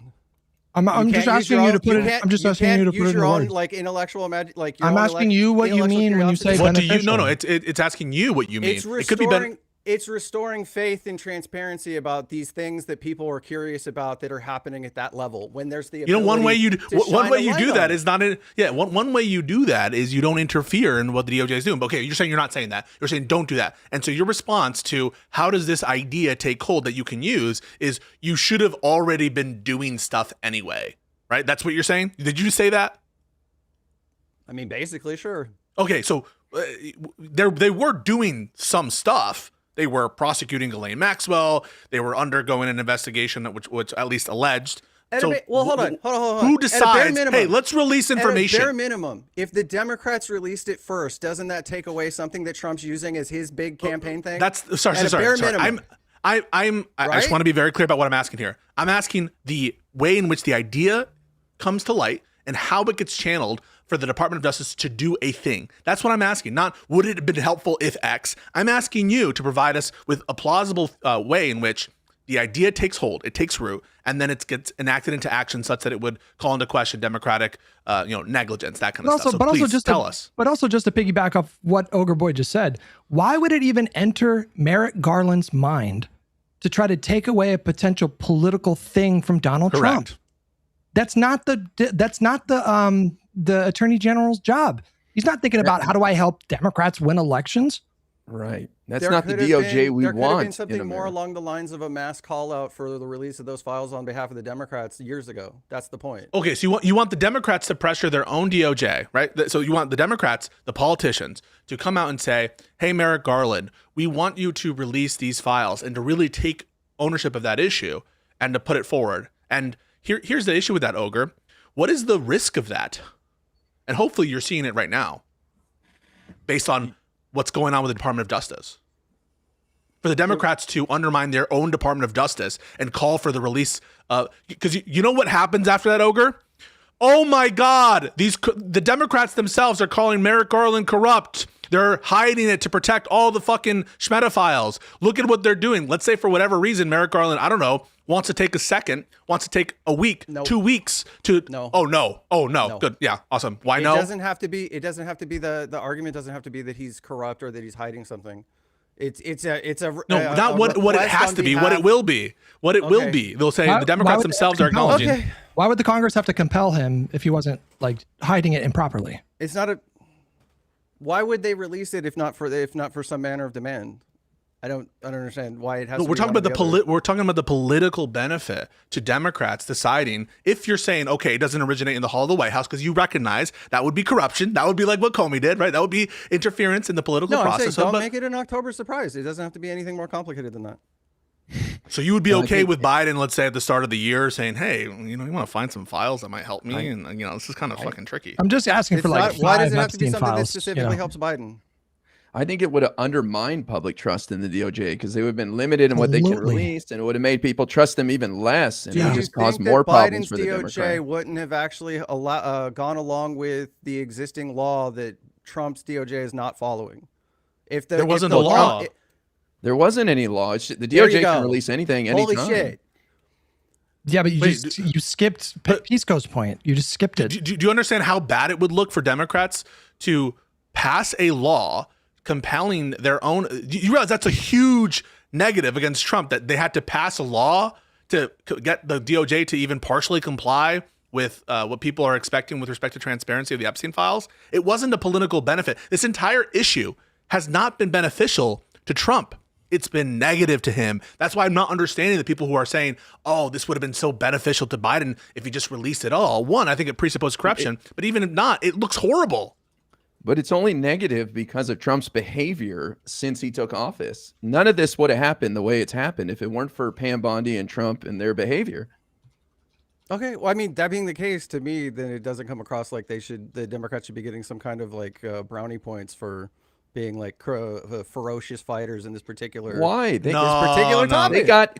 got the Epstein Files Transparency Act pushed to the forefront. It passed 427-1 unanimously in the Senate. Every Republican coming out. It sunk Marjorie Taylor Greene. Her career's over, and it's going to take out more people. And you say the Democrats accomplished nothing, all from the minority. No. It's not a matter of accomplishing or not accomplishing. I'm just not going to go out of my way to give a huge standing ovation for something that, if the goal was to get the files released if it was ever a good idea, then it was always a good idea. That's not true. That's just a silly thing. I don't agree. Sorry. That's crazy. Okay. If it's ever a good idea, something it's always a good idea to do it. No, circumstances you don't believe that. Make it a obviously. good idea. Correct. And when Biden's in office at that moment in time, I just think that like any kind of request or demand is gonna, if it's, unless it's funneled, like you say, from the Congress people or from like a groundswell of Democratic activists, the very Democratic activists who I think sometimes don't want to take any responsibility for their coverage, et cetera. But unless that happens, it's going to be corrupt. And if it does happen that way, it puts the Democratic administration in the position of on the back foot, right? When they're supposed to be concentrating, I think, on making the American people's lives better, et cetera, they're now dedicating hundreds of people to redact all these files. Like it's crazy to me. We have like 500 plus U.S. Or assistant U.S. attorneys and staff reviewing all these files under the Trump administration. That is a crazy amount of capacity in this time. Which, and by the way, actually, wait, Pisco, I want to say something. Thomas Massey said. Well, I just want to say real quickly. Thomas Massey said a private organization with 5% of the resources of the DOJ would have met that December 19th deadline. I doubt it. Yeah, I want to say, Pisco, to your point, because I was a little skeptical of your guys' side of this, but what you just said kind of convinced me where, yeah, if the Democrats had decided to do this during their administration, the amount of time and effort that they would have to redact, because guys, redactions for the Epstein files, some of them are clearly like, all right, why did you do this? But a lot of them are very legitimate, like protections of certain things and private information. That would, I think, probably have been used against them in the same way it's being used against Trump now, to say like, hey, sure, the Democrats are releasing the files, but they're just hiding all the stuff that makes them look bad, right? And I can kind of see how that would have hurt during the election. To piggyback off of what Ogre Boy said, I do think you should give the Democratic Party right now a lot of brownie points because they're fucking demolishing Republicans politically and electorally. Like they are annihilating the Republican Party right now. In special yeah, elections. but It's Republicans true. are annihilating themselves. Like in some cases, I think Democrats are doing active things to facilitate that, but in some ways, they're just like fucking getting out of the way and allowing. I totally disagree. I mean, they presided over the longest shutdown in government history. They emerged from that shutdown, the clear winners of that shutdown. Are you fucking kidding me? Like, how? What are you basing the idea that they lost that shutdown fight? Look at the numbers. Look at the numbers. The number of Americans, the percentage of Americans that blame correctly. The number of Americans that blame politically the Trump administration and Republicans for those tax credits expiring, which now everybody is paying higher premiums, is like 55%. The amount of people that blame Democrats is like 20-25. They had like a 25-point lead in that respect. That is a political fight that they fought and won clearly. And right now, we're in the midst of another negotiation, a budget negotiation, where the administration themselves are signaling that they are prepared to make concessions on ICE. That's because the Democratic Party are pouncing and using this moment right now to actually push it. That's not them just standing back passively. They are. Okay, wait, Hutch. Let me respond. He kept on trying to interrupt me, bro. I was almost done making my point. You talk for a while. Go ahead. What? That was like 30 seconds cumulative. Okay, go. Sure. All right, you know what? Let Ogre Boy go, since I was trying After you spent, I don't know how many weeks with your main question that you asked people was to say, well, I think they could have waited like 3 more days before they waved the white flag and showed their bellies to the Republicans. I don't understand how you turn around and have this notion of like, they're going to fucking they kicked ass last time and they're going to kick ass again. We live in a world. Me saying that they could have optimized a little bit more. To be clear, my podcast co-host will corroborate this. I never said. I said that they got close to having like maximal gain. I think maybe they could have stretched it out like 1 or 2 more weeks. But that's been my position the entire time. But that doesn't mean that they didn't clearly win that fight. That doesn't mean that they clearly didn't win that fight. We're arguing about optimal gains. So you see me and Hutch fighting about. Yeah, they should have, I think that they should have be willing to do an indefinite thing. Hutch doesn't think that. We obviously fought about that a lot. But I come out of that fight thinking Democrats are better off for it in general. It's just a question about like lost, opportunity cost. That's the debate. Yeah. And I do think, by the way, I probably agree with you that, Ogre, that I don't like our leadership right now in either Congress. But it's not the case that like I would say shit on Democrats. They're not doing anything. They are doing stuff, and they're fighting, especially on the state, the state level. I mean, sure, but at the same time, even in this moment where they're talking about concessions and everything, wasn't it? It was maybe Friday. Schumer's already making concessions on his own concessions that he's asking for. Like he's I don't know turning what you're around talking and about. basically, And the you con- know I what haven't I'm heard talking anything about. about that. He And was the turning concessions around are and just- saying Sorry, go ahead. saying that when it came to the masking, that no masks, but unless like if a terrorist group put out somebody's picture, then maybe we could do them. He's already giving up on the things that he's asking for before it's even been like agreed upon in press conferences and shit. And some of He these said things there's that are being rare asked for- exceptions. That's what he said. and some of these things that are being asked for are actually like a decent amount of them are just not wins. Like it's not a win to ask for for cameras to be on constantly. Like that is Why? What? Yeah, Why? there is first of all, they have control over the cameras themselves. I wish that I kind of recalled more, but there was an interview on Democracy Now with someone who kind of like was like a well versed with all this stuff, who kind of goes into the reasons why He's the author of cameras- Propaganda, right? What's that? Yeah, it's the guy who author wrote of Propaganda. Propaganda, yeah. Exactly. Propaganda, yeah. Oh, this is And- the actual Justice Warrior shit, right? Yeah. But why He's the- he are hosted you? the Why, interview what's with me. your argument for the cameras being useless? Who cares what someone else is saying? What is your argument? Well, I mean, part of it is that it is used as like a means of like unfair surveillance. The like historically, the use of camera footage is always curated by the by like in most cases by the police, because that's most of the situations in the past where we've had and Vadim, it's not just this guy. It's like the Democrats have said this, and this is very reasonable. It's the camera is not a win unless you attach the caveat of you guys can't control what footage comes in and comes out, and you can't be using this for mass surveillance purposes. That's Yeah, of essentially course. the argument. Not that the camera's always but on is they're bad. going to go ahead and do those things whether we like it or not. It's just not the win that No, you could that attach seems criminal like. penalties. You could attach criminal penalties if the federal law enforcement officers disable their camera right before they do a raid or something like that. You can codify that into policy, into law, right? Well, Yeah, but also, Are they is doing that that? I part don't of think the- they're doing that. if everybody knows these guys are wearing cameras, then they know the footage exists. So if they try to delete it, it's going to look terrible. And the only Wasn't there reason, 6 body cameras on when they killed Petty or Pretty, right? yeah, but And- we And have yeah, other the footage. footage is helpful. And I was actually going to make that point. Is the official narrative, if it weren't for camera footage from those 2 incidents with Renee Good and Alex Preddy, would be these were 2 domestic terrorists who went there to kill ICE agents. In Renee Good's situation, she went there to run them over after they broke down in the street. And Alex Preddy was a would-be assassin who came to cause maximum carnage. But That would I'm be not- the official narrative if it I'm weren't not for talking video. about people's iPhones from that- down the block. I mean, Yeah, like exactly. there I were understand actual that. body cams on some of the ICE agents, and You don't think that if they were wearing a body cam when Renee Good was killed, that would have been really helpful, especially in the context of like, did he get hit? Did he not get hit? Yeah, no, maybe wait, in a Hutch, year what from he's now saying, when it finally got Ogre boy, court yeah. ordered to be released. Sure, You, Right, so you what actually he's don't saying- you don't think Hold on, we should wait, have body Pisco, cams? Pisco. No. Oh my God. you're missing the What he's point saying, entirely. wait, It's yeah. not a matter I'm of I'm asking the there fucking are question. not Answer it. there. Answer it. Stop. Answer it. Answer it. Pisco, Answer it. Stop, Pisco, stop. What he's saying is that if they have control over what body camera footage is released, to IRI's point, is that the official narrative doesn't get debunked until they release the footage. So it doesn't matter that they had body No, cams. We never saw the Preddy body cams. But they right? respond We to had political. have- Wait a second. But they respond to political pressure, bro. Why do you think they I am released? aware of Why it. do you? But why do you think they You- well, you released guys- the footage? guys, The guy you that have to the guy that concede, shot. Hold please. on. The guy that shot Renee Good.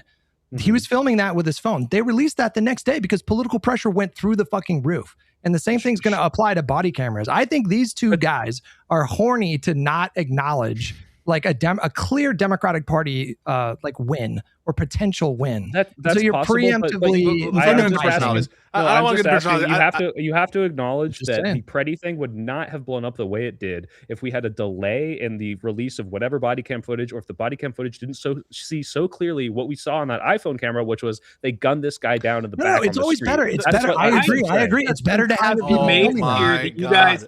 I'm just kind of amazed here that all of you guys expect the like ICE to be so forthcoming and so honest with what they volunteer and what they don't, given like their entire fucking history and what we've seen within. You're missing the big picture. You're missing right now. You're missing the big picture for the next both. 3 No, years. sorry, shut the fuck up, Ogre Boy. You guys are missing the big picture. One, I want an actual answer from you, Ogre, before I go on. Do you support them mandating body cameras or not? I want to answer that. Obviously. You do support that happening. Yeah. Okay, cool. So we're agreed on that. So then the question is, I don't know. Oh shit! Is there? You're not sure if you do. Okay, well let me. Yeah. Because look, I might, but I would want to investigate more of the kind of arguments about mass surveillance and the way that it would be used, and that I would want to investigate and make sure how I feel about that before kind of signing off to it. Well, hold on. To answer both yours and Pisco's points, first of all, they're using their own phones anyway. Like, that's for starters. They're shoving phones in people's faces, saying that basically that you're now on a registry whether you like it or not. So the idea of people's rights being violated, it's already actively being done anyway.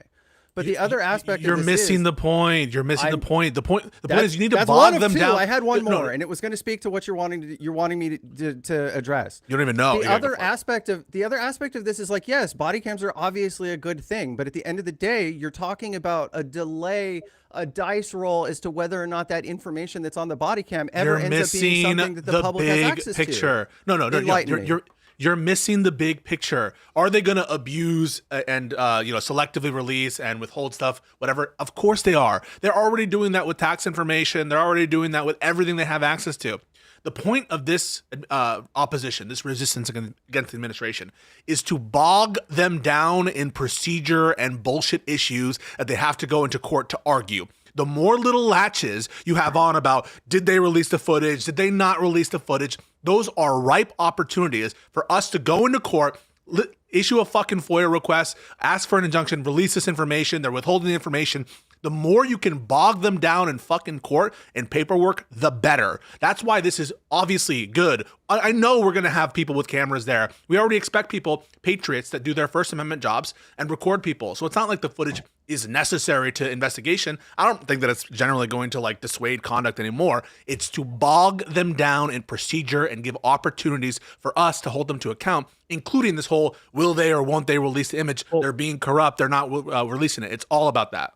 Pisco, just to make sure we're not talking past each other, I think Ogre Boy's obviously said, and Vadim as well, for the most part, Ogre's that fine. Body cameras are good, right? The problem is to see this as a huge win when what you just said, it's going to bog them down in some sort of bureaucratic, thing where we can attack them here in these courts.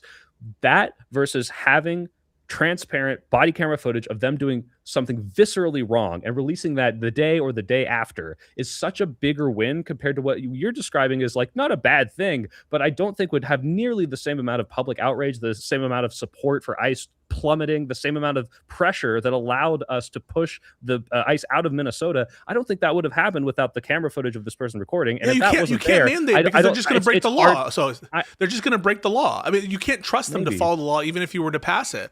You're talking about administration that is completely lawless and shit. Yeah, no, I agree. Would it be better if you mandated after every shooting all the body cam footage gets released? No doubt. Would I be okay with them arguing for that position? No doubt about that either. All I'm trying to say is this is good. This is what we want. And we want also the headline being Republicans bent to Democrats. Republicans saw that this was bad because guess what? That's blood in the water. That's blood in the water that invigorates us. That to know, for example, another example of this is when they left, quote unquote, left Minnesota. Even if they didn't, right? Even if they didn't, that headline by itself is fucking helpful. And so I have no problem whatsoever for us taking this W. I do think that, and you guys heard me, right? I was mad about Schumer, or it was Jeffries, about the whole citizenship thing. And so there are plenty of things I think you can fault Democrats in terms of negotiations, but not this, in my opinion. Okay, guys, I have actually the transcript of the interview that I was talking about with, his name is Alex Karaken. I'm not going to try. Complicated last name.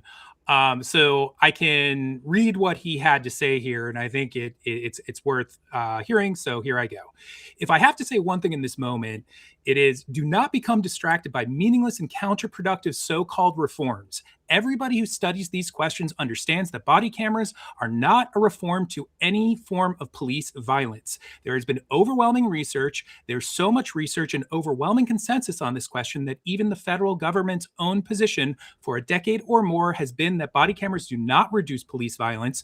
Okay, that's a consensus. So you have to ask yourself, in the wake of outrage over police violence, why are so many public officials, particularly Democrats, pushing body cameras? I mean, after all, the person who shot Renee Good filmed himself in that interaction.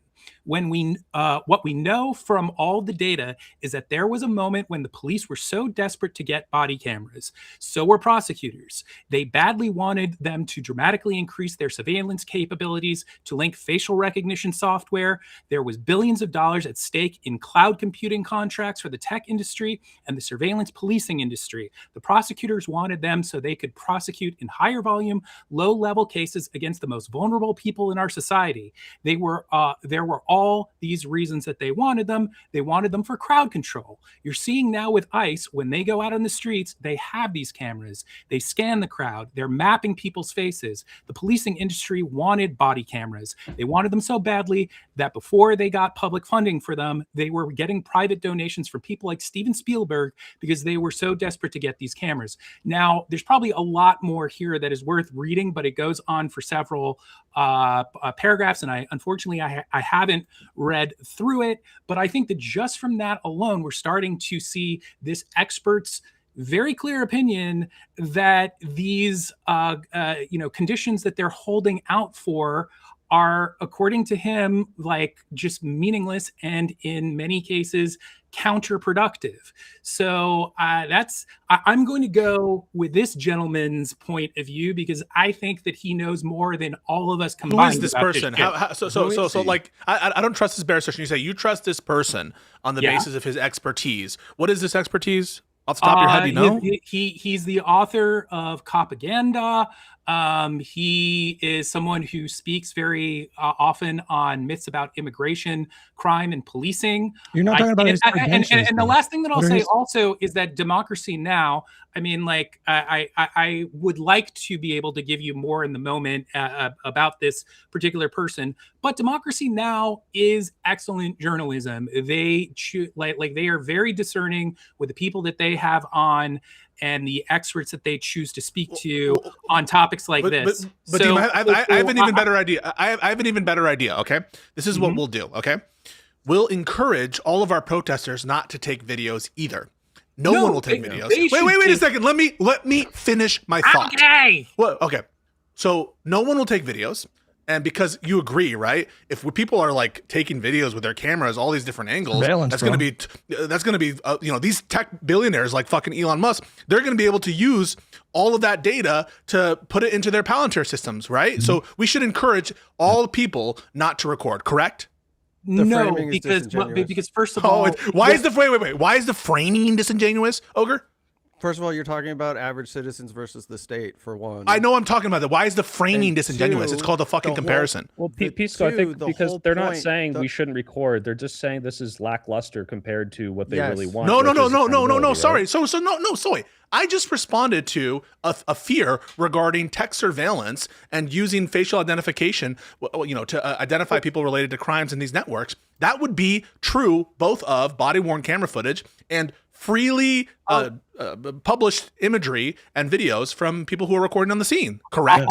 Soy pill. This is the soy pill. Yeah, that is correct. Sure. That is true of both examples. In the Democracy Now! Interview, I think that was the closest that AJW got to implying that these people don't want body cams. But I think the overall point is what he's saying is, and what the Democratic politicians in a subsequent article that he posted that also disagreed with this point was not that body cams are bad. It's that body cams is a platitude in their opinion. This is not what I'm saying, but they say body cams are a platitude. It's a meaningless win if they can control what footage comes in and comes out. And if they're just using it to their advantage and not to your advantage. But they can't. No. I'm speaking. So you wanted to zoom out, Zoe. I don't know why you want to zoom out. I'm talking about something specific, which is a particular fear. That particular fear being that this data actually gives a lot of weapons for the administration. And you know what? To be honest, it sometimes does give weapons to the administration. But it's overdetermined because people are freely publishing these videos because they're on the scene. notwithstanding that, our intuition isn't that we should stop doing that because we think that there's value in that being available. My answer to what you're saying is that, like, yes, we should absolutely be concerned about that.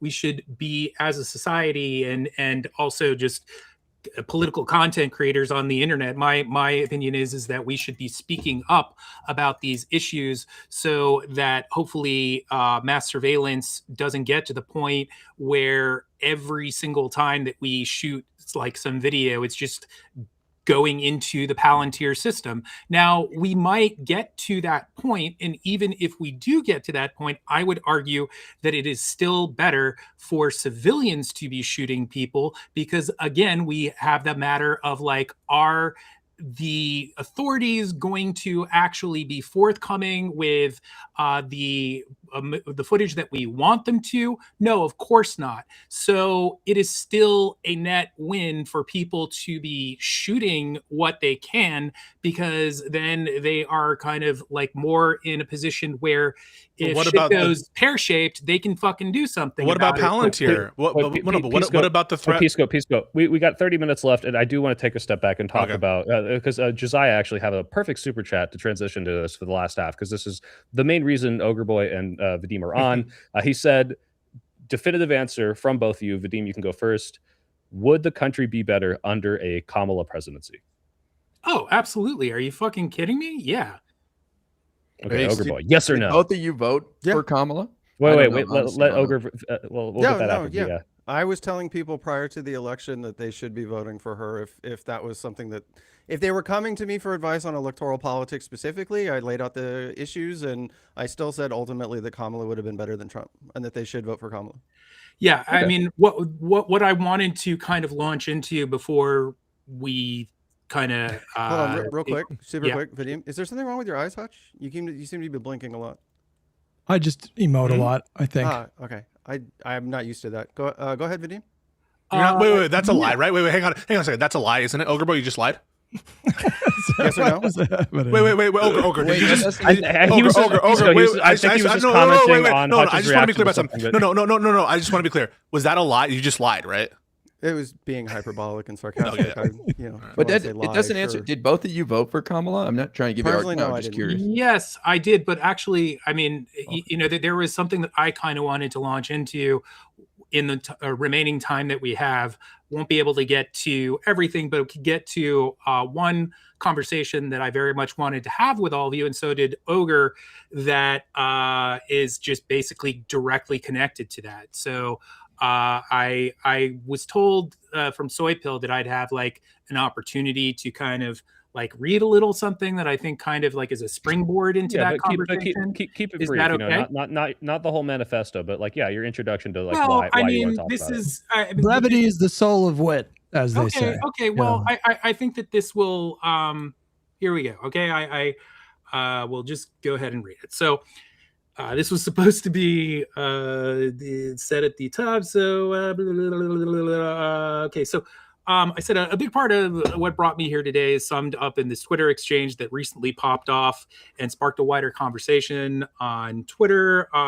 In response to several centrist libs voting in favor for ICE funding, Congresswoman Rashida Tlaib tweeted the following out. She said, "Shame on every single House member, including the 7 Dems who voted to fund this killing mob, cold blood killing in our streets, some even clapping and cheering. I'm so sick of fake ass people who say they uphold our Constitution.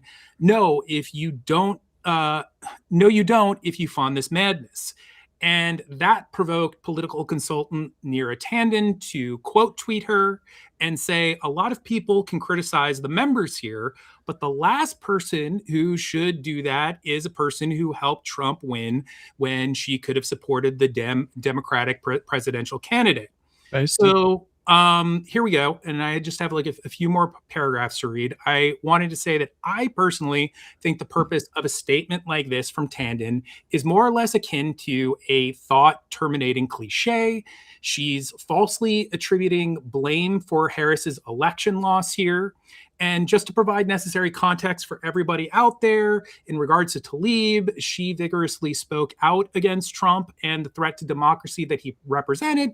But due to the ongoing genocide in Gaza, she decided to refuse to explicitly endorse Kamala Harris as a matter of principle, and also in the hopes that doing so, along with others, might have provoked Harris to do more for the situation. She was holding out for concessions. Now, I want to say that personally, I and Ogre Boy as well encouraged others to vote for Kamala Harris in the lead up to the election, in spite of feeling the same way, in spite of believing that Harris was not acting on something such as in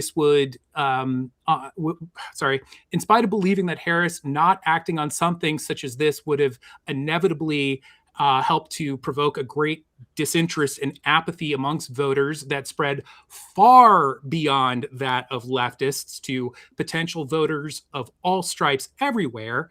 And again, I encourage others to vote for her, but I absolutely, and I believe that Ogre did as well, but we absolutely respected those who held out for concessions because we knew their conscience, not only that their conscience would not allow them to do otherwise, but also because it was a very worthwhile tactic that was attempting to coerce Harris to take necessary action in order to ensure a victory. This is almost over here. Anyhow, in my opinion, sorry, I miswrote here. Anyhow, in my opinion, near attendance sentiments here provides an excuse to just throw out not just what she was quote tweeting from Tlaib, but anything and everything she would ever have to say of political value, because if she's complaining about something, she's supposedly to blame for it. So fuck her. Now, obviously, this mirrors exchanges that are had all the time between tons of people like ourselves in all sorts of ways. So I'm hoping a productive conversation could be had with all of that as a springboard. And scene. Hutch, there you go. If I can, oftentimes in online politics, people will craft analogies. Let me try to craft an analogy here. Let's say that you have, a village of people. It's 2,000 people. The number doesn't matter. And they have some kind of a barricade around the village that they live in. And the barricade is somehow threatened by something. Let's say like water, let's say like the oceans rise, right? And it's established that the people that live in this village, they have to reinforce that wall. Otherwise the ocean's going to come in and just drown everybody and destroy the village. And let's say you have somebody that's in that village talking a lot about the threat of the ocean and the water and all that. It's just like, this is really bad. There's water coming.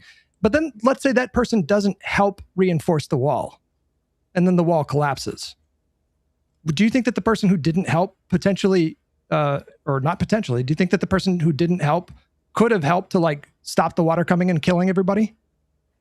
Ogre, you want to take that? No. I asked you, Vadim. I'd like to go over to Ogre because I just can I actually jump in? And I can already see. I can already see you guys. Wait.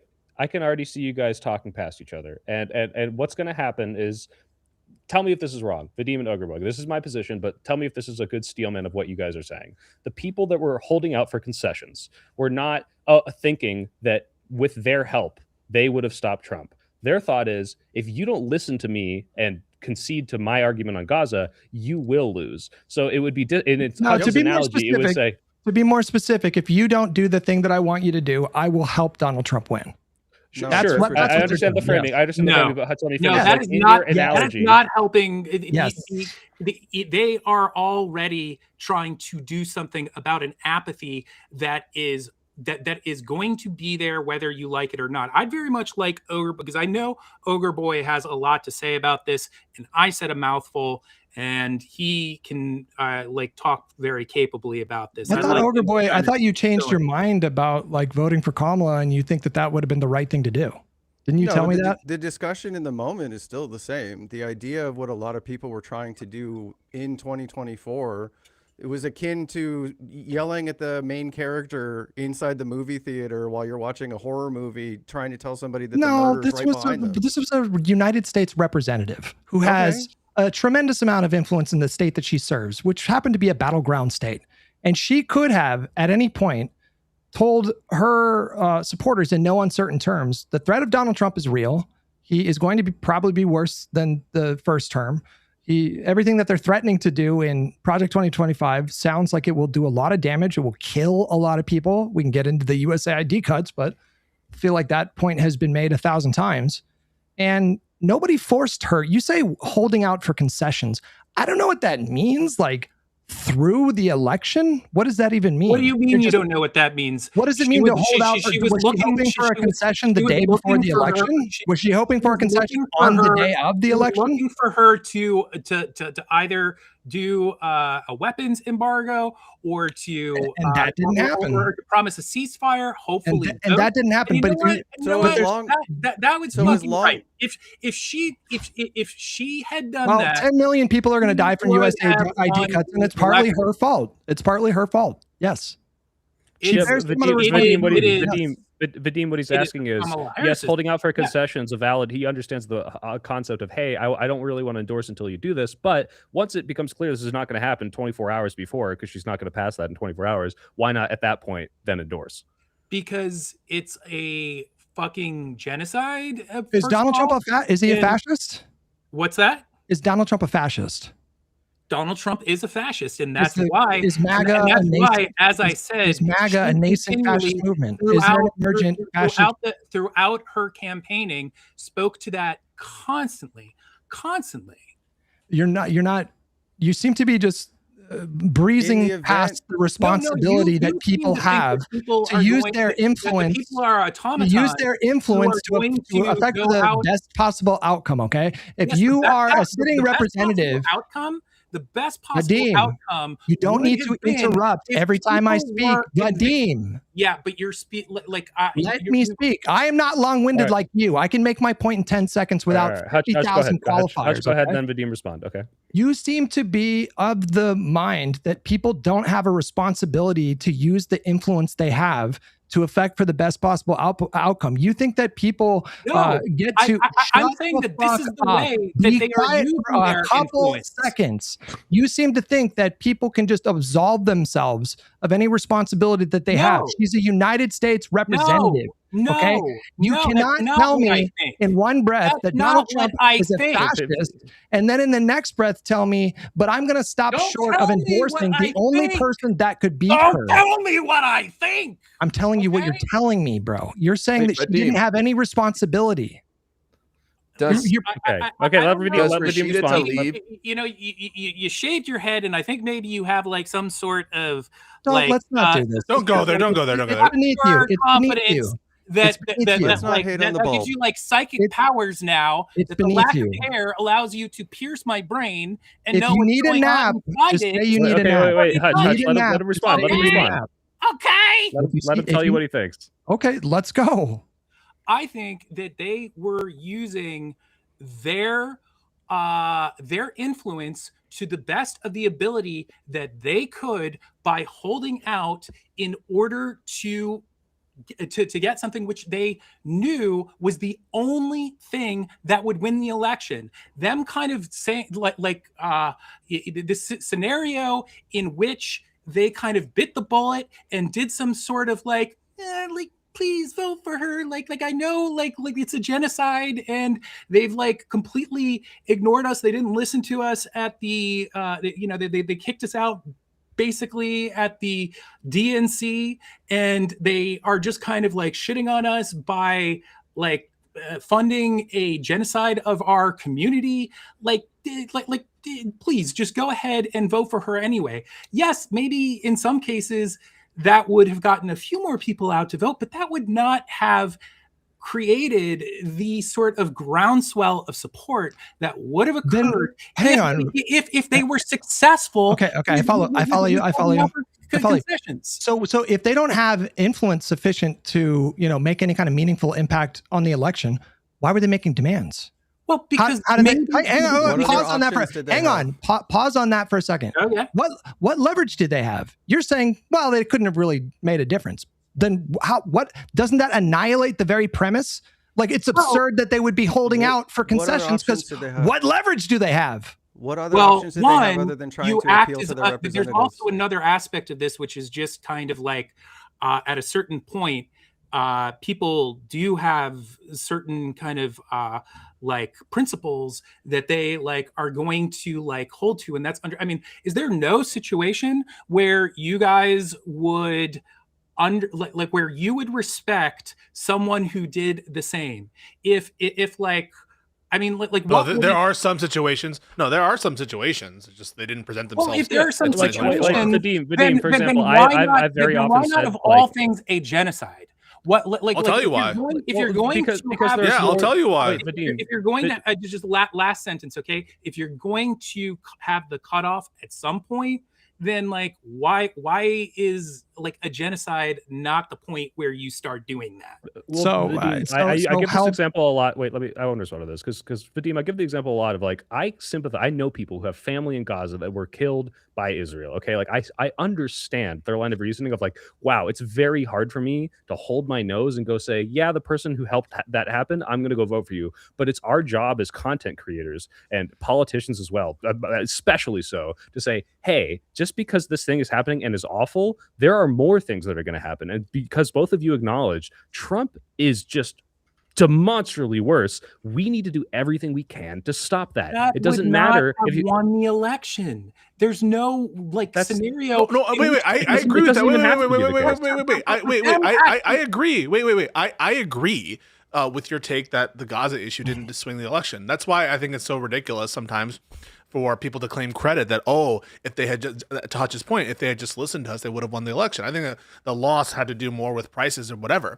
But that's not what people are pointing at and why they're upset. Yeah, this response, this quote tweet isn't directly responsive to the issue related to whatever, these 7 representatives who I condemned for their vote, including whatever, Glusen, Perez, et cetera. What people are upset about isn't, well, we know they would have had a statistical effect in the election.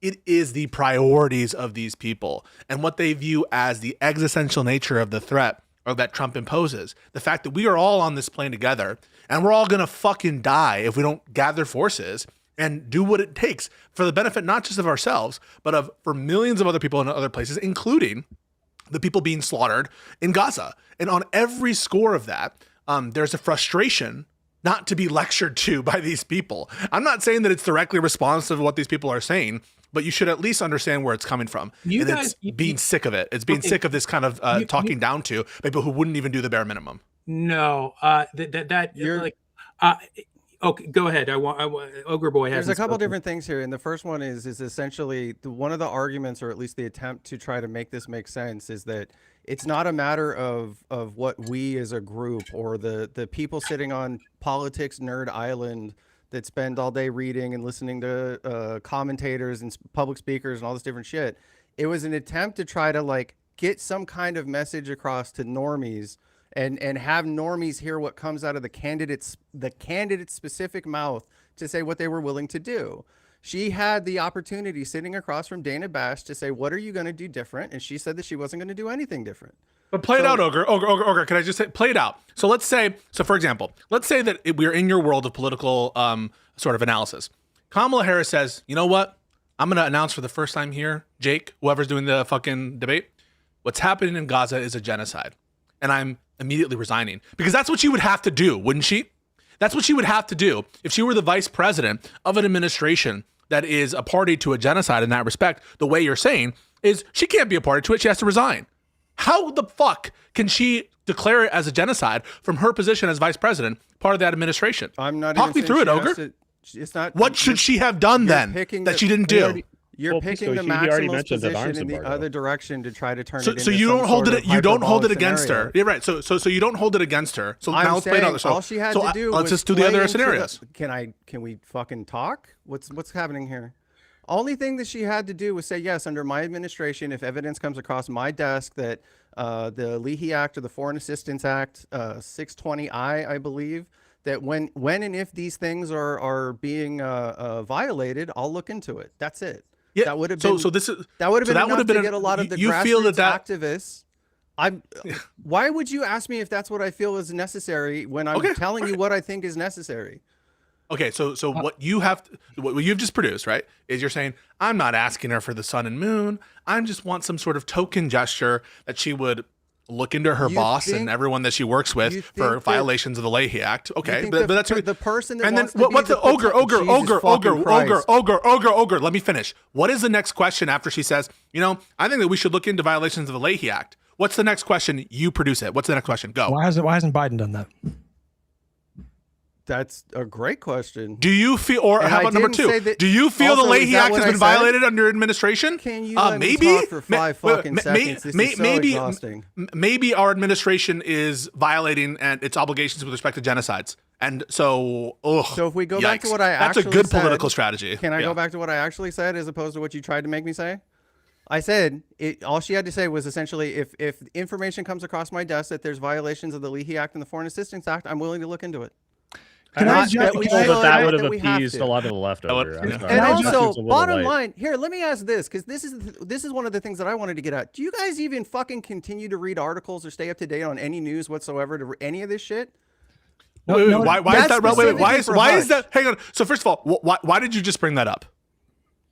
Why did I just bring that up? Yeah. Because so you're like, are you studying your Gaza? Yeah. No. So and why is that relevant exactly?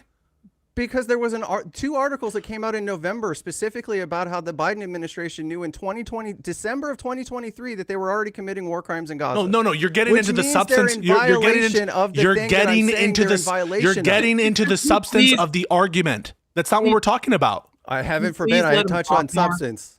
No, but that's not what we're talking about. Do you want us to actually have a conversation about whether or not they have violated the Leahy Act or whether or not is that what you think we're talking about, Ogre? I'm talking about a failure on their behalf to do what's right in order to actually. You don't think we're talking about the Leahy Act, do you? Not only to be on the right side of history, but to also simultaneously save the potential for the fucking election. Yes. Okay, no. Let me jump in here. There's a couple things I want to point out. Okay.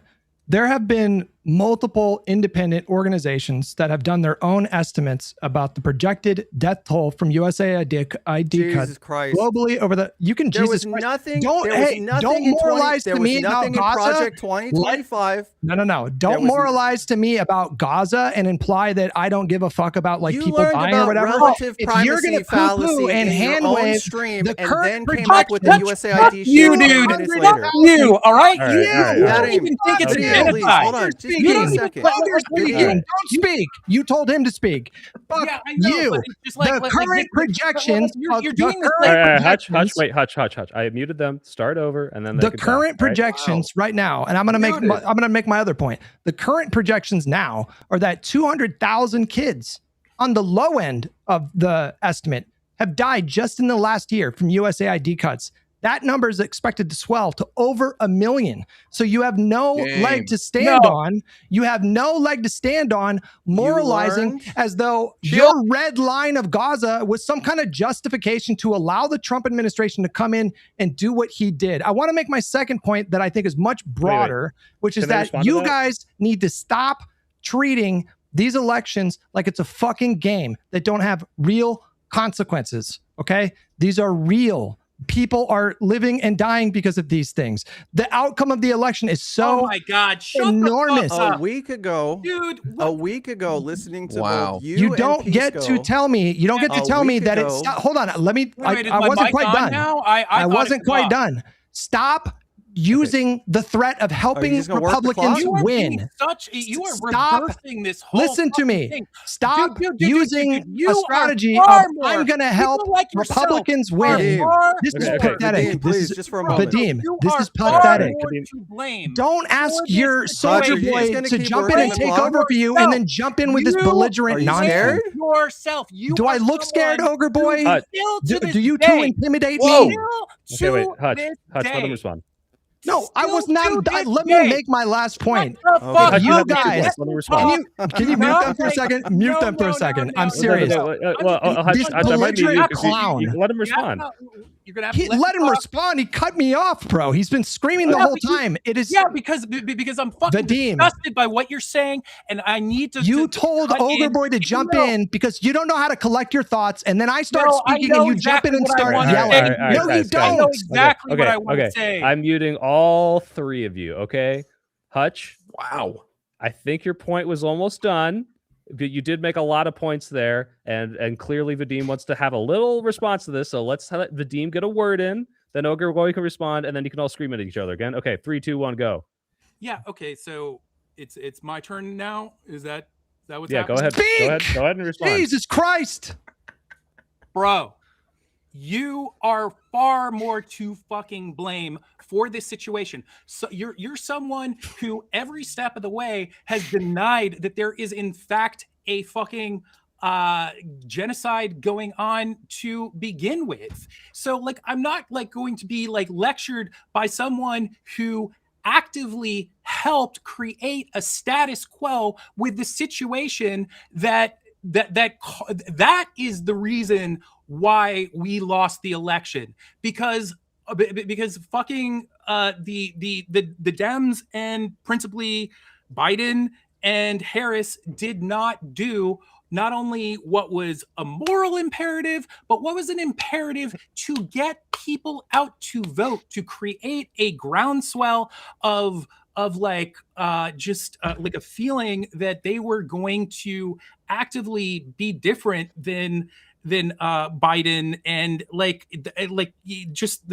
you have to start from like, in order for me to like vaguely respect anything you're fucking saying, you have to like actually acknowledge all of the experts and like the massive amount of data that we have that points to it actually being a genocide before you try and guilt trip us about this bullshit. Did you go ahead, guys? Did you see the exit polls, Vadim? Like that issue was nowhere near the top of why people voted.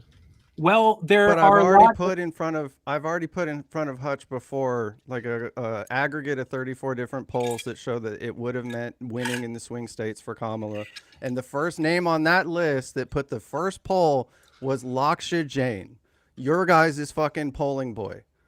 Like the information. Our polling boy, polling boy. The guy we had on for podcast is our polling boy. So that you guys glaze. That's your boy. Hutch is your boy. This is your polling boy. What do you? It was inflation and immigration. Inflation and immigration. I'm not talking and about you're right, nationwide. I'm talking about in the swing states, which she lost. Wait, wasn't it all? It was all of them, right? Right. So yeah, wait, just pause right there. Why did you say? Oh, it was all of them, right? Are you like trying to dunk on the fact that she lost? Like, wow, like you're happy she lost? That's what it seemed like, but you can dispel that, right? No, my name isn't Cenk. Why did you? Wait, no, but why did you do that there, right there? You were like, all of them, right? All of them? Because like you're trying to twist the knife?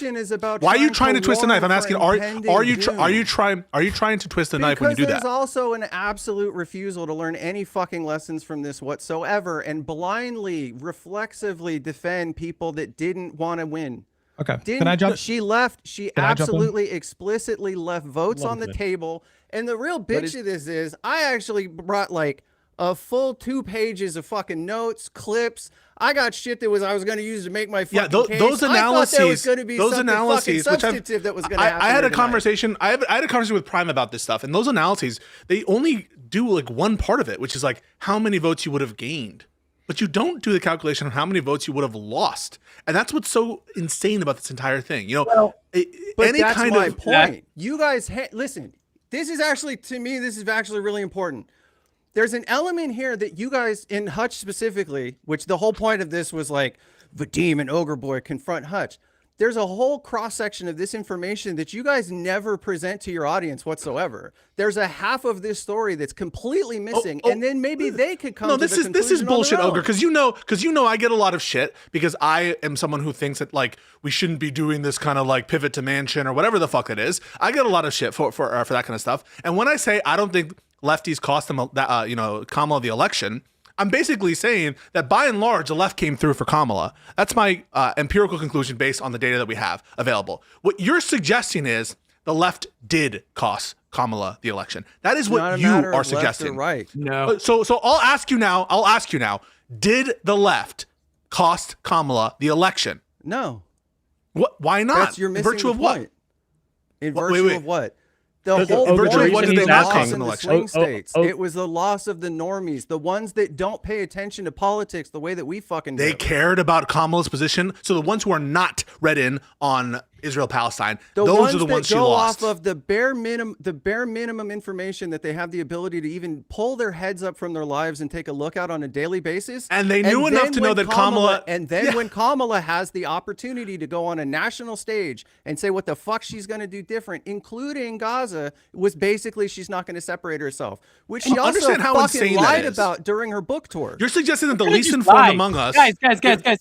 She could have just fucking lied. Politicians do it all the time. She could have just lied, and She had her people. And then say what? And Wait. say what? and say that she was going to implement an arms embargo or force a ceasefire. She could. All right. What's the question, Vadim?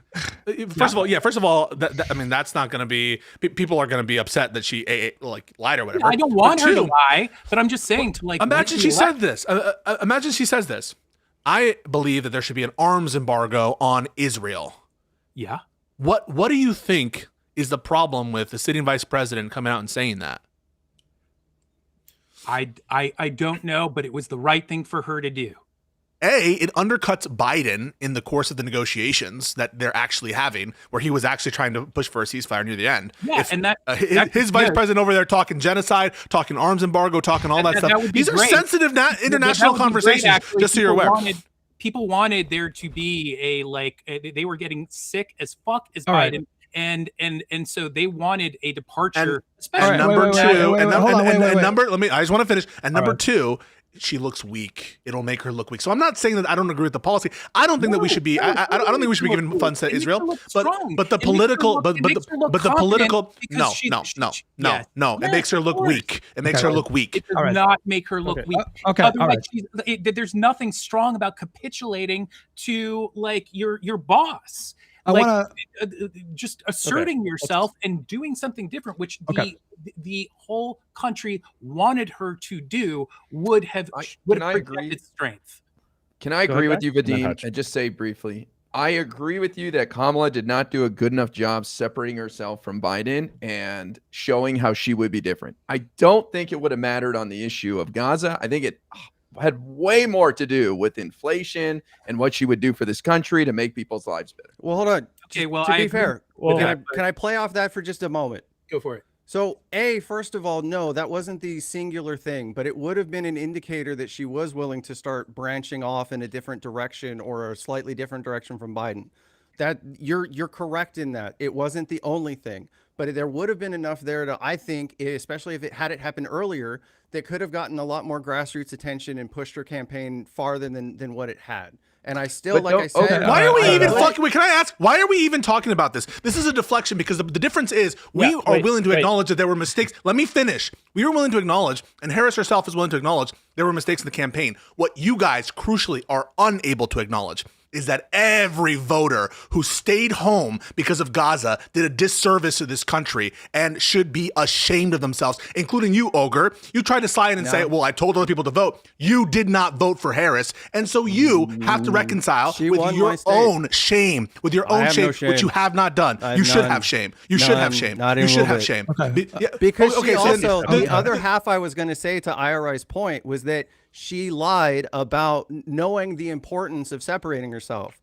After the election, her people went on Pod Save America and said that they knew they needed to, but they didn't know a way. She goes on her book tour in front of the fucking View and says, I didn't understand that it was that important to even do it.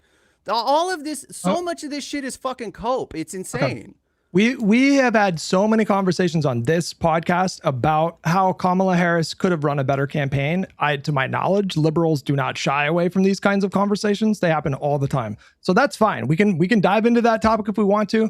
I want to dive into something different. I want to respond to something specifically that Vadim said. You said, or implied, right? And tell me if I got you wrong, that Kamala had a moral imperative is the word that you used. A moral imperative to do everything she could to get out the vote to beat Trump, right? You said that. I said that. I said that she had a moral imperative to. I actually didn't say moral imperative in relation to her, but yes, you did. No, I didn't. But I'll go ahead and kind of say that I think she did. Yes, I think that any candidate should have a moral imperative to Okay, all right. So she had a moral imperative, right? Get our funding out of a fucking genocide. Yes. No. I'm saying she had a moral imperative to do everything she could to beat Donald Trump. Do you agree with that? And so, by doing the arms embargo, yes, she would have. I understand that you keep going to that topic. I'm just asking you in generalities. Yes, you know, he said yes. He said yes. The moral imperative that performing this action would have won her the election. I very much believe that, and I can explain why. No, I'm past. Okay, listen. Why did she have a moral imperative to beat Donald Trump? Specifically Donald Trump. I don't know where you're going with this. This is just walk with me. You're in this moment, you're kind of acting as though. Why won't you answer my question, bro? Come on. What are you doing here? I'm just asking a simple question. Why did she? Why did she like fucking mind games? And you're not accepting the simple fact that. Okay, let me jump to the point. I just spare me, please. I just want to get. I've been very patient. You guys have been speaking. You're not engaging with me in good faith. I'm asking you good faith questions. Just let him go. You're not engaging with my questions. You don't want to do it. Fine. I'll just arrive at the point. You did say that she had a moral imperative to do everything that she could to beat Donald Trump. Yes. I agree. I think the reason why she had a moral imperative was because Donald Trump is uniquely dangerous, and him ascending to the office of the presidency was inevitably going to lead to mass suffering. Okay. What I put to you right now is that it's not, the moral imperative does not just rest with politicians. We are a democracy. We have a vote, and people with positions of influence, like politicians or even influencers, they also have voters. They also have a moral imperative, if they care about these issues and can see Trump for what he is, to do everything that they could to prevent that from happening. I put that same moral. You only want to talk about the moral imperative of Kamala Harris, and you don't want to put any responsibility on people that are in a democracy and have a vote and have a say. The second point that I want to make, shut up, bro. Wait. Talking. Stop. Dude, I'm speaking. Wait. I gotta be both of you, because you this is what was gonna happen. You're talking past each other. Hutch, your analogy of the thing of they're not helping build the wall, right? Wait, Hutch, please, Hutch. I want you to listen to me, please. Hutch, the idea that tell me if this is wrong, Vadim and Ogre Boy, is that they're saying, hey, you need to build this wall out of concrete, and if I help you stack up mud, it's not gonna matter. And then they didn't build it out of concrete, and then the fucking ocean destroyed the village or whatever, right? So, can you engage with they think this is the only thing that would have won the election? I don't agree with this, but you're talking past both of them. I don't need you to translate for them and be like an intermediary, okay? He's a big boy. He's an adult. He's a grown-up, okay? Are the people who you say that I was responsible, going back to what you just said, you say that I was responsible for Israel's genocide because you said that I was partly responsible for Israel's genocide because I talked about the issue on my stream and expressed skepticism about particular language. You think that I am complicit in genocide? You said directly. You said I am directly complicit in genocide, but you don't think Rashida Tlaib was directly complicit in Donald Trump winning because she refused to endorse? What is that logic? How does that make any sense, bro? And he has made too many points for me to effectively hit. Okay, go ahead. Is the idea supposed to be that as long as the party? Shut the fuck up, dude! I made 2 points. How can you not keep that in your mind? I understand if you're tired. I made 2 points, bro. How do you not keep that in your mind? Ogre Boy, go ahead. Is the idea supposed to be that if the party just waits out the person that's wanting the concession, that they can go ahead and do? No, that's not the point. Anyway, no. That's not the point. The point is on Vadim's view. If it's the case that Hutch is morally responsible for a genocide, that on that same view, right? Someone like, for example, Rashida Tlaib, or for example, Zoran Mamdani. By the way, I don't even grant this view. But if that is your view, by your own logic, they're responsible for Trump in some sense. And I even see you guys claiming responsibility in a causal sense, given that you think that it was a but-for sort of condition to her losing. And so that's the point. The point is an inconsistent standard that you only apply to Hutch for the genocide. Guys, that's wild. No. I need to explain what I am saying, that because I don't really like if I'm gonna like really play the blame game, I'm gonna be talking about the shit that both Biden and Kamala did primarily. But if we are going to do some sort of hierarchy of blame, then absolutely I am going to blame people like Hutch, who never took the idea that there even was a genocide seriously in the first place, ignored the statements of so many human rights organizations. So it was the left's fault then, right? And historians. So it was the left's fault then, right? That's what you're saying? If she would have rescinded her lack, it is you more than anybody else inside that situation. But the left could have prevented Trump from winning, but they didn't because of the genocide. That's what you're saying, right? No. What I'm saying is that if the wishes of okay, I need to kind of like chill, take a break, to kind of take a breath properly. Maybe take a walk. Ask Overboy jump in. Can I just say, he's struggling. Can I just say, while you gather your thoughts, there's nothing Kamala could have said or done that would have been sufficient. The goalposts are on wheels. True. No, it doesn't matter what she said. It doesn't matter what she said. She could have said it's a genocide. To hell with Israel. I'm going to wipe them off the map if I get in there. It would have never, ever been good enough. Did you Let's watch not Biden's kid farewell ourselves. tour? Come on. Did you watch Biden's farewell tour? What is that? Yeah, some of it. Why? One of his final comments when he talked about the secret to his success was saying that sometimes you have to know like the thing that's worth losing for.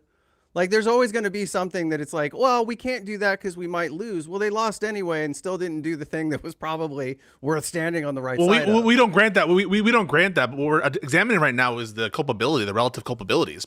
And by this logic, I think you guys have to grant that Bernie Sanders is culpable for genocide because he didn't call it a genocide until September 2025. He's also I'm just gonna ask the question. So I'm just gonna ask the question on the view that Hutch is culpable for the genocide. Bernie Sanders is correct. No. This is where I disagree from Vadim, but I think his mentality is very indicative of he can speak for why himself, we're right? fucked as a country. Wait, Vadim, do you think it's bad that Ogre Boy has a genocide enabler poster behind him? It's bad, yeah. I mean, he's enabling genocide the same way Hutch is. His refusal to use a specific piece of language, to be certain, he is still farther into the correct category of withholding arms to Israel, speaking out about what's happening over there. And he finally got on a page that not even Hutch is willing to get on. So I think that if you are willing to use dead Palestinians in a political debate in the cynical way that you guys do, I question if you actually give a fuck about those people, to be honest with you. Yeah, I just think that this is like, I don't think you actually care about them. This is just manipulation, dude. You're the one. I don't think you care about them. I think you use them as pawns in political debates. Wait, let him respond. No, hang on. These two constantly accused me of being complicit in a genocide. It is a disgusting smear. I spent my stream talking about how Israel was very likely committing international war crimes with respect to proportionality. I never co-signed the total blanket bombing campaign that they embarked on. Yeah, but more importantly, people like you, people like Vadim, ever do to separate ourselves from it, right? Like Vadim, get on there and then smear me and lie and accuse me of supporting genocide. You couldn't possibly do that if you actually gave a fuck about this. You do not have to. They are pawns in your political fight. It's virtue signaling nonsense. Here's a political fight and ending weapons support. You do not. No, his virtue signaling. It's nonsense. I know, but let him respond to that, though. Yeah, who said this, Hutch? You do not have to make absurd comparisons to Dachau in order to make the case that Palestinians in Gaza are suffering. Regardless, if Biden was actually wanting to genocide that population, he's currently doing a really terrible job of it. I was speaking to the death count compared to the birth rate. If we're talking about the proposition that Israel, was trying to exterminate Palestinians entirely from Gaza, then they were. That's going to take a pretty long time at the current rate. Was my point. Okay. Look, it is absurd to compare it to Dachau. Yes, it's absurd. You know what? This is actually. I'm glad that we're at this moment. Yeah, we got to the point where you get to moralize and virtue signal like you actually give a these people. important thing to bring up here. Okay, so I came out came here to have this conversation. I'm not monetizing this. I'm not even streaming it. I went out of my way to do this, and I would like you, as a gesture of I told you he was going to do this, so I told. Yes, of course I am. I told you. You watched Chris Kunzler and Overzealot's. Are you doing like a tag team thing? And what's that? Are you doing like a tag team thing? I am. No, he thinks you're gonna like Sam Cedar him. He is. Like Ethan That's what I told you he was going to do this. Oh, I told you. I told you he was going to do this. I don't know this person. I don't know this person. If they want to talk on like a Discord, a call or something, that's fine. I fucking told you he was going to do this. He's such a silly person. Wait. You guys kicked me out?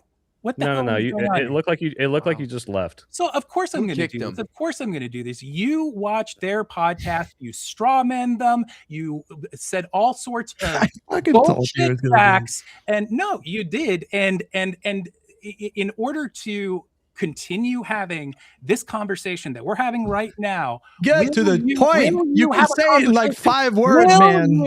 Will you or won't you have a conversation with Chris Kunzler, who you have talked about, who you have strawmanned? I don't remember. Who is this person? He's the you watched Vadim on what though? On No what? Politic Here. He's the co-host of the No Politic Here podcast. And you watch. Is this what you do? Is this what you do? Israel? And he asked you. Vadim, he asked you. Do you go on debates and then say, "Oh, here's my friend"? You are coping. This is what you do. Right now. That's literally what you're doing. Wait, Vadim, what am I supposed to be afraid of, bro? What are you proposing, Vadim? You pussy. Vadim, what are you proposing? Who is this person? You're proposing a conversation between this person and Hutch on Israel and whether it's a genocide. Is that the conversation you want to propose? I would like a conversation both on whatever Kunzler would like to talk about. Why don't you show up to debates prepared to debate? Why do you always have to tag people in? What is this? No, you didn't. You deflected to some guy who wrote propaganda, and you asked Ogreboy to jump in when you feel overwhelmed, and now you're doing this weird thing that I said you were going to do. This is so embarrassing. You're not going to do for me. You're a pussy. Wait. Is it the conversation about whatever he wants to have a conversation about? No, I don't understand how. I think it would one be over the clip that Hutch watched, which he.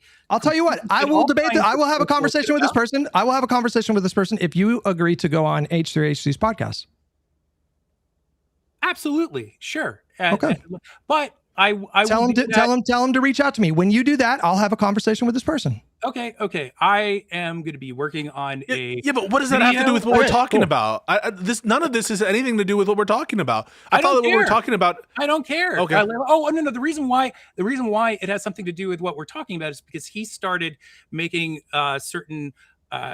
Talking about things having to do with Gaza and the genocide and whatnot, that I know that Chris Kunzler would be so much more capable of handling. And he's accused you of not caring about it. He said, this is just a virtue signal. You don't really care about the lives of the Palestinians. I'm interested in your response to that.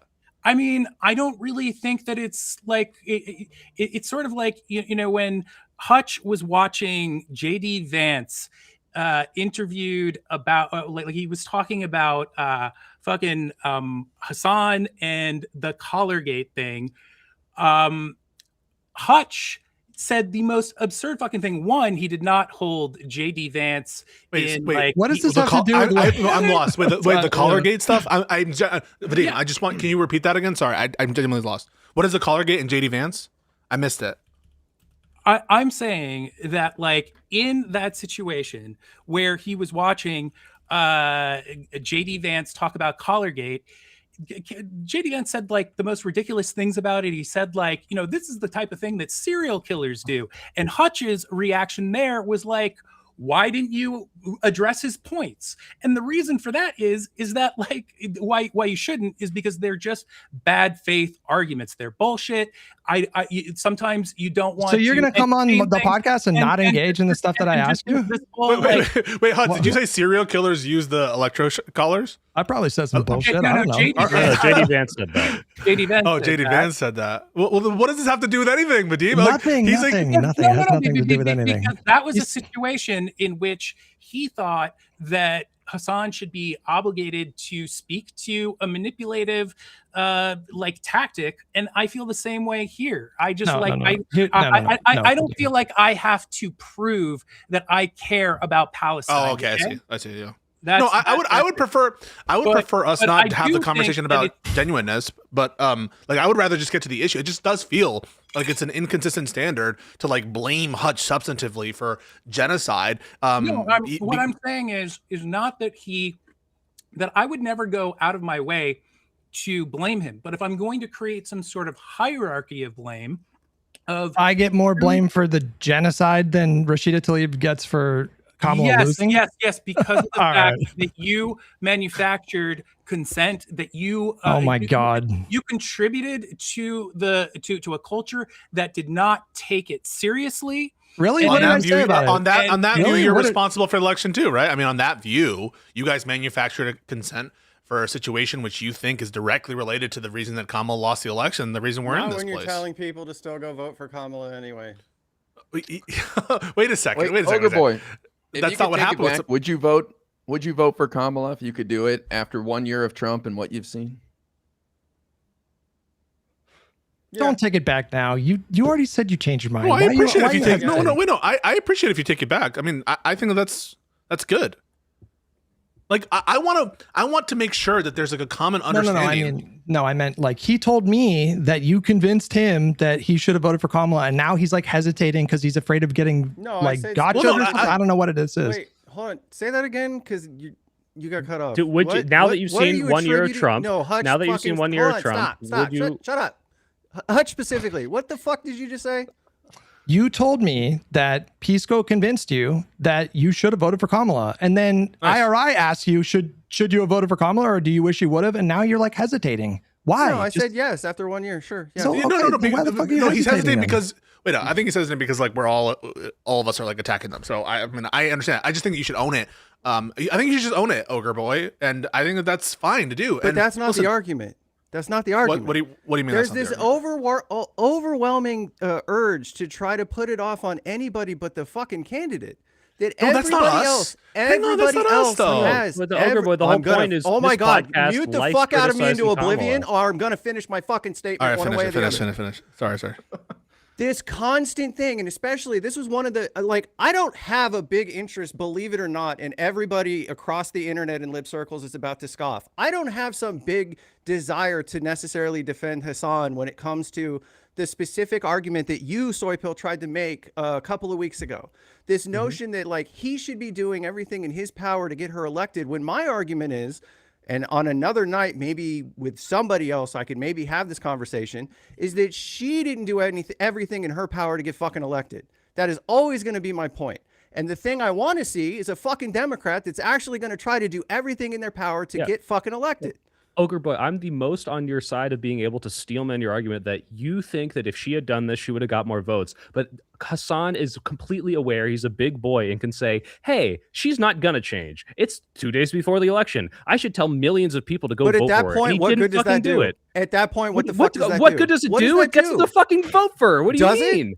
After that much time. Hold on. No. Yes. After that much time of watching the candidate. After that much time of watching the candidate not respond to things that everybody else can see with their fucking eyes if they're being good faith, then suddenly they're just going to go, fuck it, let's do it anyway, after that they've been ignored on so many different options? That's not okay. Ogre, you understand that's not a good thing to say. If you truly think that Hassan not telling his people to go vote for Kamala would not have done anything, then I guess why even bother listening to him about anything? For over a fucking year, he said that Trump was going to be worse. He educated his audience about the fucking the effects of the Abraham Accords. He pointed out what was in 2025 in regards. This is not enough. It's not enough. Yeah, it's like, all right. I can't even get this. He did more to educate about the dangers of Trump than your fucking bald ass did. You gotta, You're bald, bro. Take your hat off. make them do Take all your this- hat off. you Take gotta- your hat off. Take his hat. Hey, tell him to take his hat off or he gets kicked off the call. Bald on bald. Hold on, Hold hold on. Take your hat off. Wait, Take your wait, hat wait, off. let's not do it. Wait, hang on. No. Come on. Take your hat off, bro. Take it off. If Take it we off, are gonna bro. call Hutch bald, I think you have to take the hat off. Take the hat off. No, I'm good. Wow. I don't hate your let's audience not that let's not much. do this. Let's Oh my God, bro. let's put the bullshit aside. Like, listen. I think that the question is like, is there blame for the candidate? Absolutely. Everyone has their pet critique of Kamala. We've had it. We've had entire conversations about it. Is there blame for people who did not support the candidate?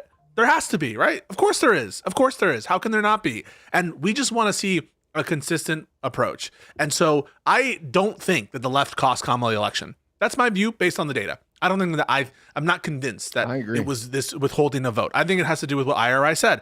It's people perception of Biden's age. It's the prices. It's the fucking economy, stupid. It's that kind of shit. All right. That's my view. But the anger comes when certain people try to like moralize and talk down who never ever signaled that they were going to vote for Kamala or said that they ought to vote for Kamala. That gets people upset. I think it comes down to. I think it comes down to you're vote shaming. That's Let's Shiny. Hold on. Let's Shiny. Wait, no, that would be fine. Wait, that's fine. Wait, yeah, we're vote shaming. But what's wrong with vote shaming? If you voted for Trump, like we would vote shame, right?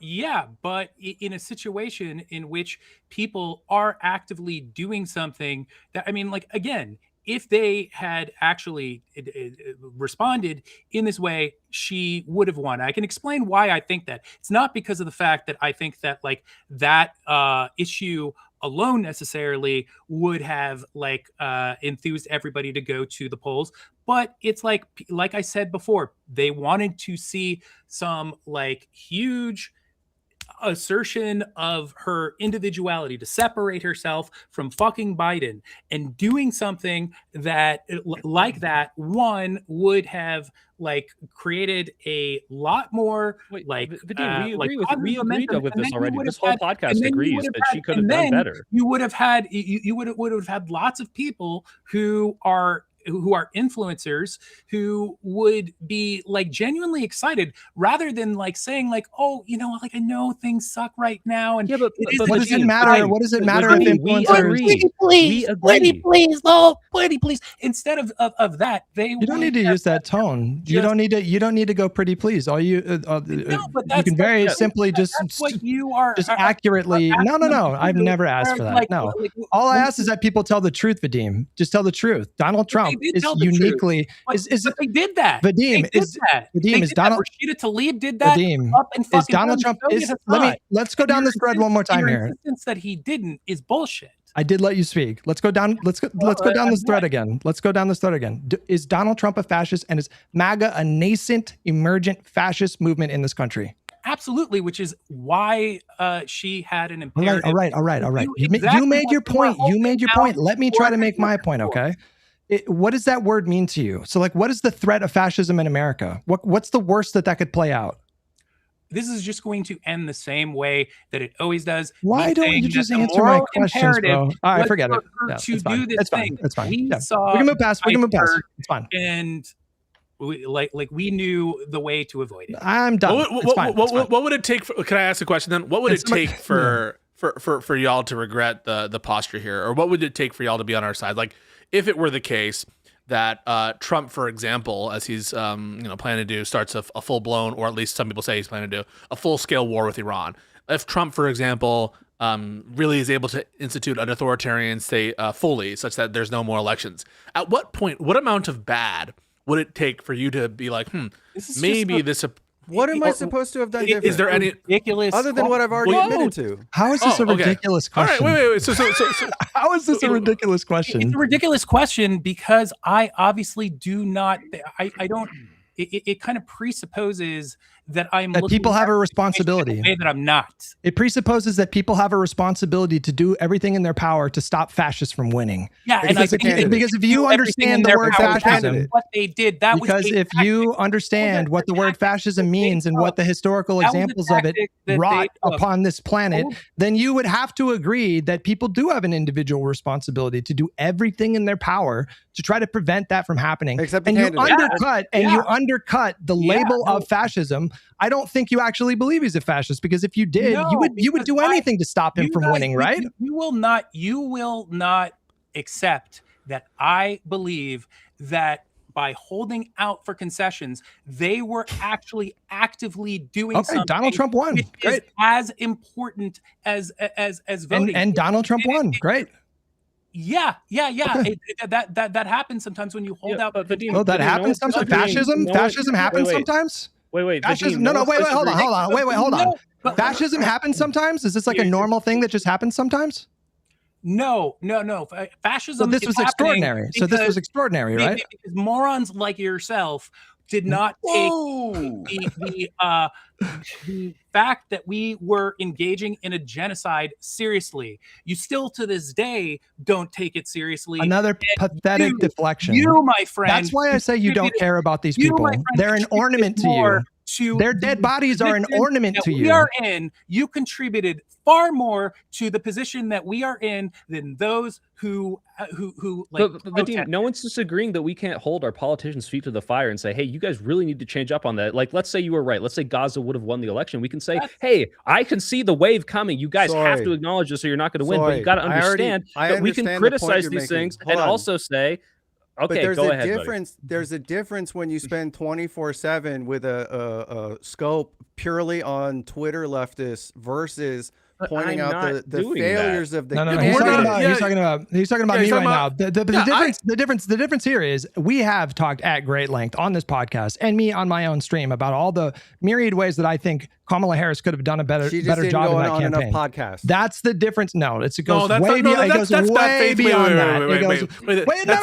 faith to encapsulation. Then he can correct. Then let Hutch correct me. He's a big boy. We have gone down this road many times. Okay, the difference between you and me is like I'm willing to have that conversation about Kamala. Anytime I talk about individual responsibility on the part of politicians like Rashida Tlaib or influencers like Hassan Piker, you guys want to deflect the conversation. Yes, you want to deflect the conversation to Kamala. And you don't want to engage in that. In your minds, they have no responsibility, even though in your own words, we face a fascist threat. He was doing a responsible thing by taking the tactic that he did.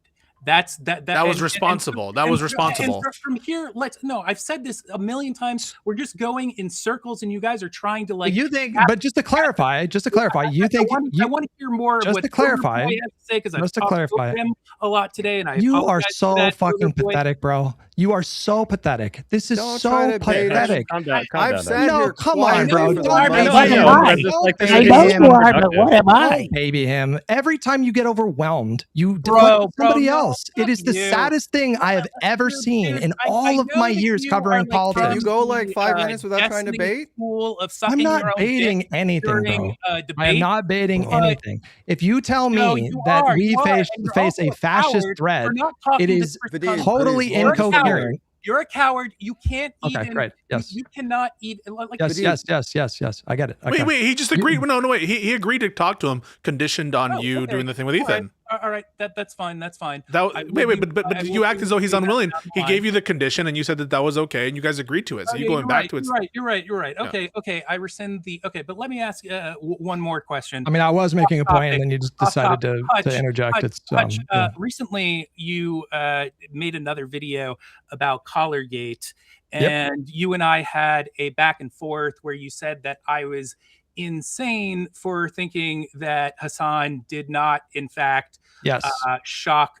So I want to ask you, what happened literally 3 minutes after the point that you say that he shocked Kaya? What happened? I don't know. Kaya got up and walked out of the fucking room. What? And? That's crazy. And that changes everything. Never mind. I take it back. No, he didn't tape up the back of his collar. I'm sorry. Do you really think that he would?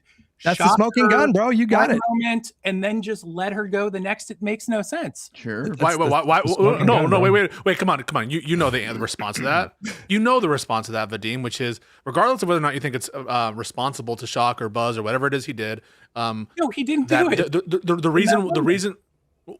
So there are multiple reasons why he might not, in virtue of the of her walking off and letting her go off. One is because he realized that he had already done it in a very obvious way and didn't want to attract more attention to it. Another is he didn't realize that he was walking off. There are multiple plausible reasons, but you have to contend, I think, with the video evidence. Bro, are you like seriously, Pisco? Are you just like trying to like? No. Listen, I haven't made a single video about Collargate.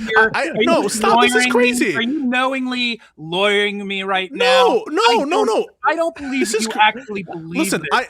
No. You can't accuse him. So listen, you're backing up your boy. Are you serious? No. You don't watch the podcast if you think this is such horseshit. Like, so my very last stream, my very last stream, I was calling out people for I think misstating what Hassan said in a podcast with Ethan and about settler babies or whatever, and I still hold to that. I want to be clear about that. And so any notion that I'm doing this to curry favor with Hutch is so laughable. If you look at the communities and how much conversations we have, and all I'm talking about here is Hutch is your boy, though, right? Hutch is your boy. No, yeah, he's my boy. Yes or no? Hutch is your boy. Then he is my boy. Rare L for you, where you're just like completely not seeing the forest for the trees. It's like it's just like, I mean, is it within the realm of possibility that it? But it's just no. It's.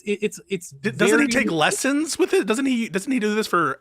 Why are you granting that it would be a bad thing if he buzzed him? Like I don't even understand. Like what is the problem if he's taking lessons to do this kind of training, which I think he's admitted he did? What would be wrong with that? Why would you say that? Oh, he didn't do it in this instance, especially when it looks like he did. Well, it is terrible reasoning. Just because all that we saw was he just like reached over for a second at the same exact moment that she happened to move around. Let me ask you a question.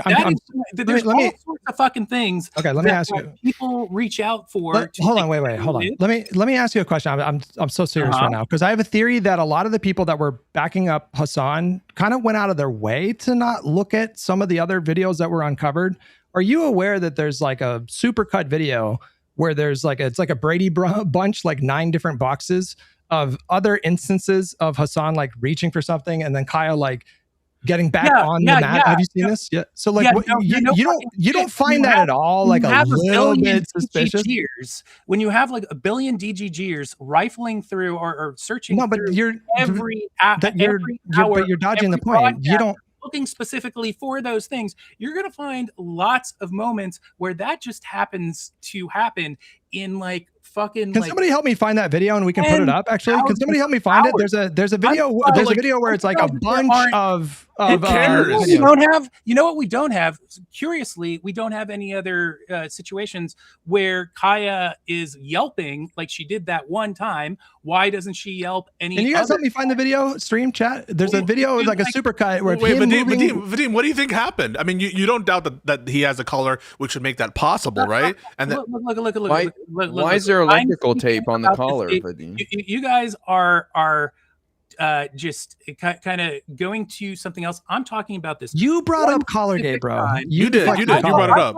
Yeah, but I'm trying to keep it on this one specific time that you swore up. I want to talk about all the other times that he reached for the side of his desk and the dog got back on the mat. He's going to go through the trouble of supposedly shocking her in order to... But can we cut through it then? Can we cut through it? Do you think it's... And then 3 minutes later, it's just fine for her to get around and... Can we get past this? So do you think it's an unreasonable position that someone would have looking at it? Do you think it would be unreasonable for someone to conclude based on that it's a good chance that he shocked the collar or buzzed it? Is it unreasonable to conclude that? In the one piece of video that I saw where she yelps, she also simultaneously her paw goes limp, and I've seen like if you've seen it does not go limp. No, it absolutely does. If you watch the super version of it, it goes limp.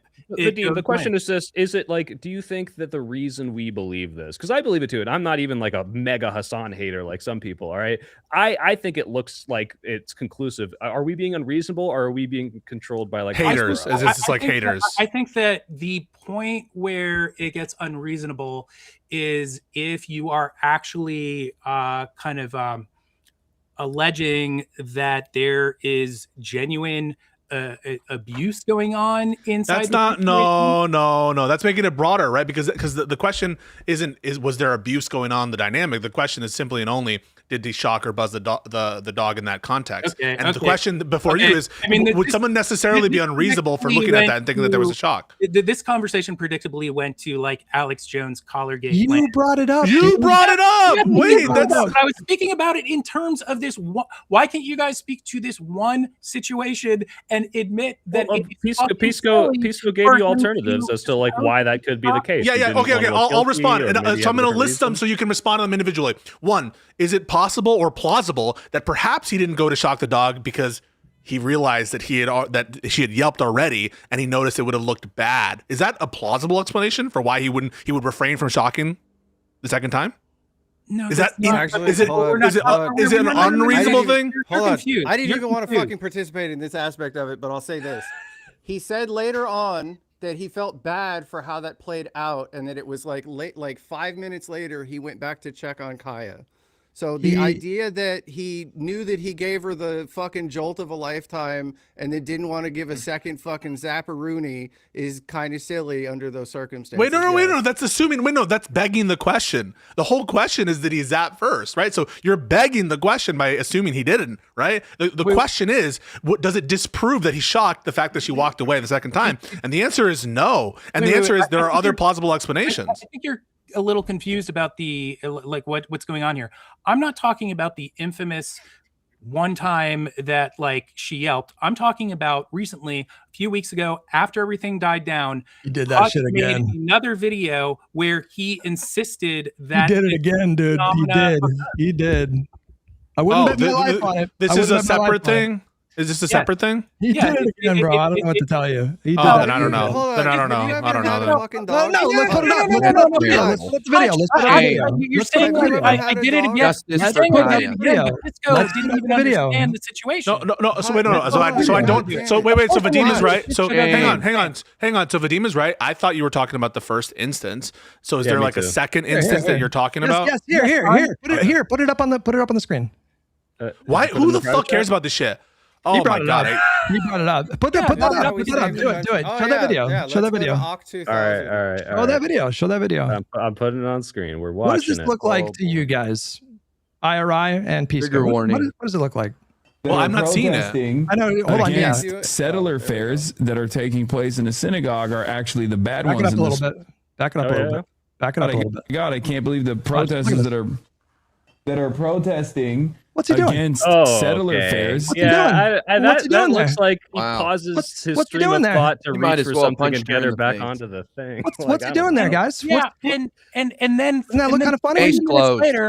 3 minutes later, he just allows the dog. What did that look like to you? Why didn't he do it a second time when she got up? What did that look like to you? Holy fuck! She responds to being told place. It was an expectation of probably being told to get back on the spot that she was on. Why is he reaching his arm? Why is he reaching his arm in the same way that he was doing before, bro? Motherfucker, why did you blank your camera to act like you were jerking off to Soy Pill the other day? I was jerking off because he was jerking off to me. Who knows it? For me, I just want to say, I think it's possible he's reaching for something else. For me, it's not as conclusive as the first time. It looks like he's doing place training, right? He's doing place training or something. And I just don't understand, why is there this like back and forth about these equivocal videos about did he or did he not? Why is this so important to you, Vadim, that shows Hutch's, I don't know what's going on with Hutch. Shows that Hutch is just so like, I'm a big poo-poo caca pee-pee head, right? I mean, let's be real about this. He needs to kind of talk about shit like this because he doesn't have anything like really substantial of real value that people take seriously when it comes to. Yeah, absolutely. Really? Do you need Ogre Boy to finish this thought too?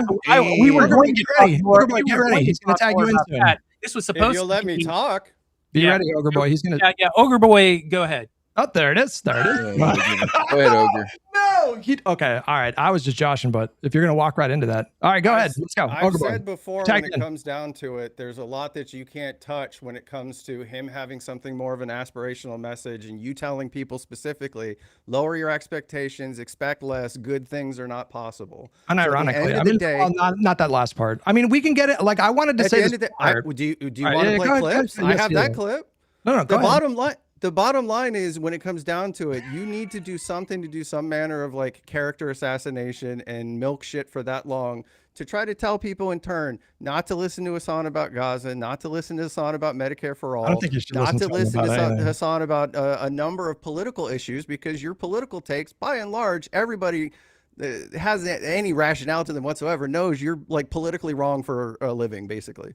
Really? Was it not just like 3 weeks ago that Hassan predicted that Trump would not invade Venezuela, and then Trump invaded Venezuela like hours later? Wasn't that just like even 3 weeks ago? Even broken clock's wrong twice a day.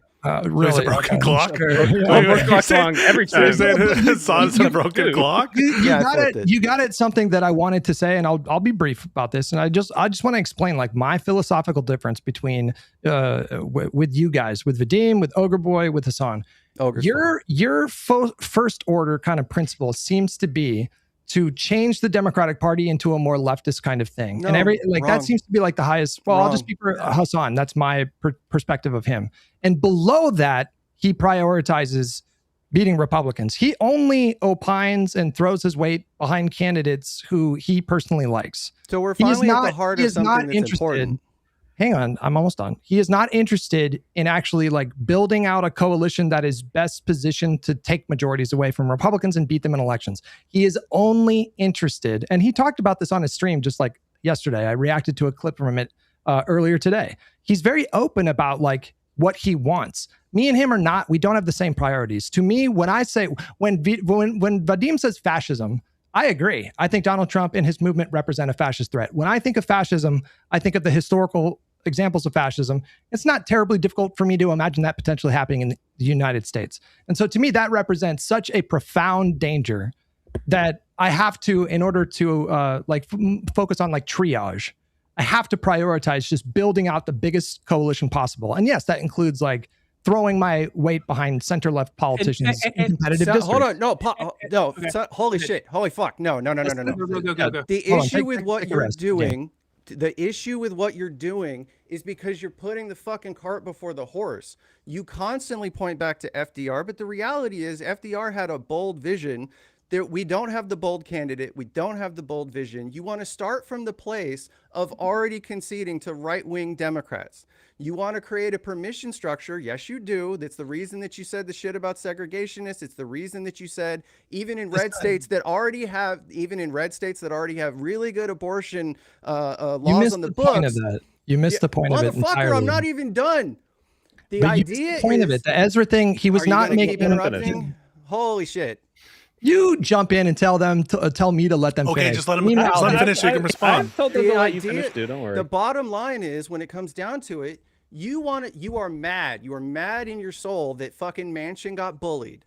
You in turn want the party to create a permission structure to put their arms around right-wing Democrats because you think that just inflates the numbers. But you don't have the bold candidate. You don't have the bold policy. You just want to create the same sort of fucking roadblocks that we have on the SCOTUS even if you grant, in the fucking Senate and in the House. Ogre, even if you granted that, even if you granted that, right? Let's just grant that he wants to make these kinds of political alliances because he views it's more electorally feasible. Even if you granted that with the right wing, isn't that no more or less than what you're proposing? You're basically saying that you should walk arm and foot. I don't know what the fucking phrase is. That we should walk with more left wing candidates, and that's more politically feasible. And so, I don't think you can attack him. No, Why? I want decent fucking public servants that are going to listen to what the fuck their people and their constituency actually want, and then move forward with that. That's it. That's that simple. Wait, and you think Hutch doesn't, right? And you think Hutch doesn't? And you think Hutch doesn't? No, you think Hutch doesn't? No. He doesn't care about the policy. He just wants to make sure that there's more people, even if it is a fucking Republican that re-registers on a Monday. It's not true that I don't care about policy. You've already said this. No. You've already said this on your stream. But you're misunderstanding. Around and said you did say you would vote for Epstein. You did say you would vote for Epstein. I did. And I stand by that. But you're wrong. I've asked you to your face. You're wrong. Mike from PA responded to me. He's like, Hutch said he would vote for Epstein. I'm like, what? And then I remember he did. Re-registered on a Monday, and on Wednesday registered as a Democrat, changed none of his positions whatsoever, and still would have ended up being a obstructionist element. Would you support that person by virtue of the fact that they're a Democrat? And you said yes. Ogre, you can't get mad at Hutch saying that you are. Now you're interrupting me. It's fine. Okay, sorry. Go ahead. Whatever. everybody can just fucking punch down on me. Just bald. No. I was going to defend you. Listen. The context means everything right now. When I say that I would welcome even a center right Democrat, I'm obviously talking about in districts that would make them competitive. That's what I'm saying. I'm not saying political pressure to be able to be applied to those candidates. Yes or no? Hang on. I'm not saying that we should replace the entire party with Joe Manchin's. It's you so can't dishonest. see 2 feet in front of your face. Ogre, let him. What are you talking about? It's so dishonest to suggest that my ultimate vision is to turn the Democratic Party into a conservative party. First of all, the Democratic Party of today is wildly to the left of the Democratic Party that existed when I was growing up. Any kind of suggestion that they've broadly moved right is just nonsense. And going back to your previous point, you keep bringing up FDR. You always ignore the fact that FDR was able to do what he was able to do because he was springboarding off of a Great Depression. And he had super majorities in Congress. And a third of those supermajorities were racist segregationists. According to you, though, my current electoral strategy is evil, so I assume you would have opposed FDR forming a coalition with those segregationists. What did I say 5 minutes ago? I said you're lacking the bold president is willing to move forward. You're rephrasing something I didn't say. But you're comparing FDR, who had 85% control of the Congress, to Joe Biden, who had the wrong direction. The Senate, bro. It's not an appropriate comparison. It doesn't make any sense. Vadim, you raised your hand when Hutch said that this wasn't the most left the Democrats have been. I think that's true. So do you disagree? I have 2 things. Yes, I disagree, but I really, more than anything, I want to point out that Hutch, you are not an ally of the little guy. You identify yourself as an abundance liberal. Abundance is overwhelmingly funded by Koch brothers affiliated groups. What is abundance? What does it mean to you? What do you mean? What is the philosophy of abundance? It's also they are fundamentally. What is abundance? Dude, let me speak. Okay. The abundance is also the people who fund it are also overwhelmingly anti-union. And lastly, just recently, Bari Weiss funded abundance. When she funded abundance. What are you talking about? When Bari Weiss recently appointed 18 new bullshit artists for to CBS. I'm sure you guys know what I'm talking about the way that she has completely wrecked CBS. She chose not Ezra Klein, but I forget his name, Derek Thompson. He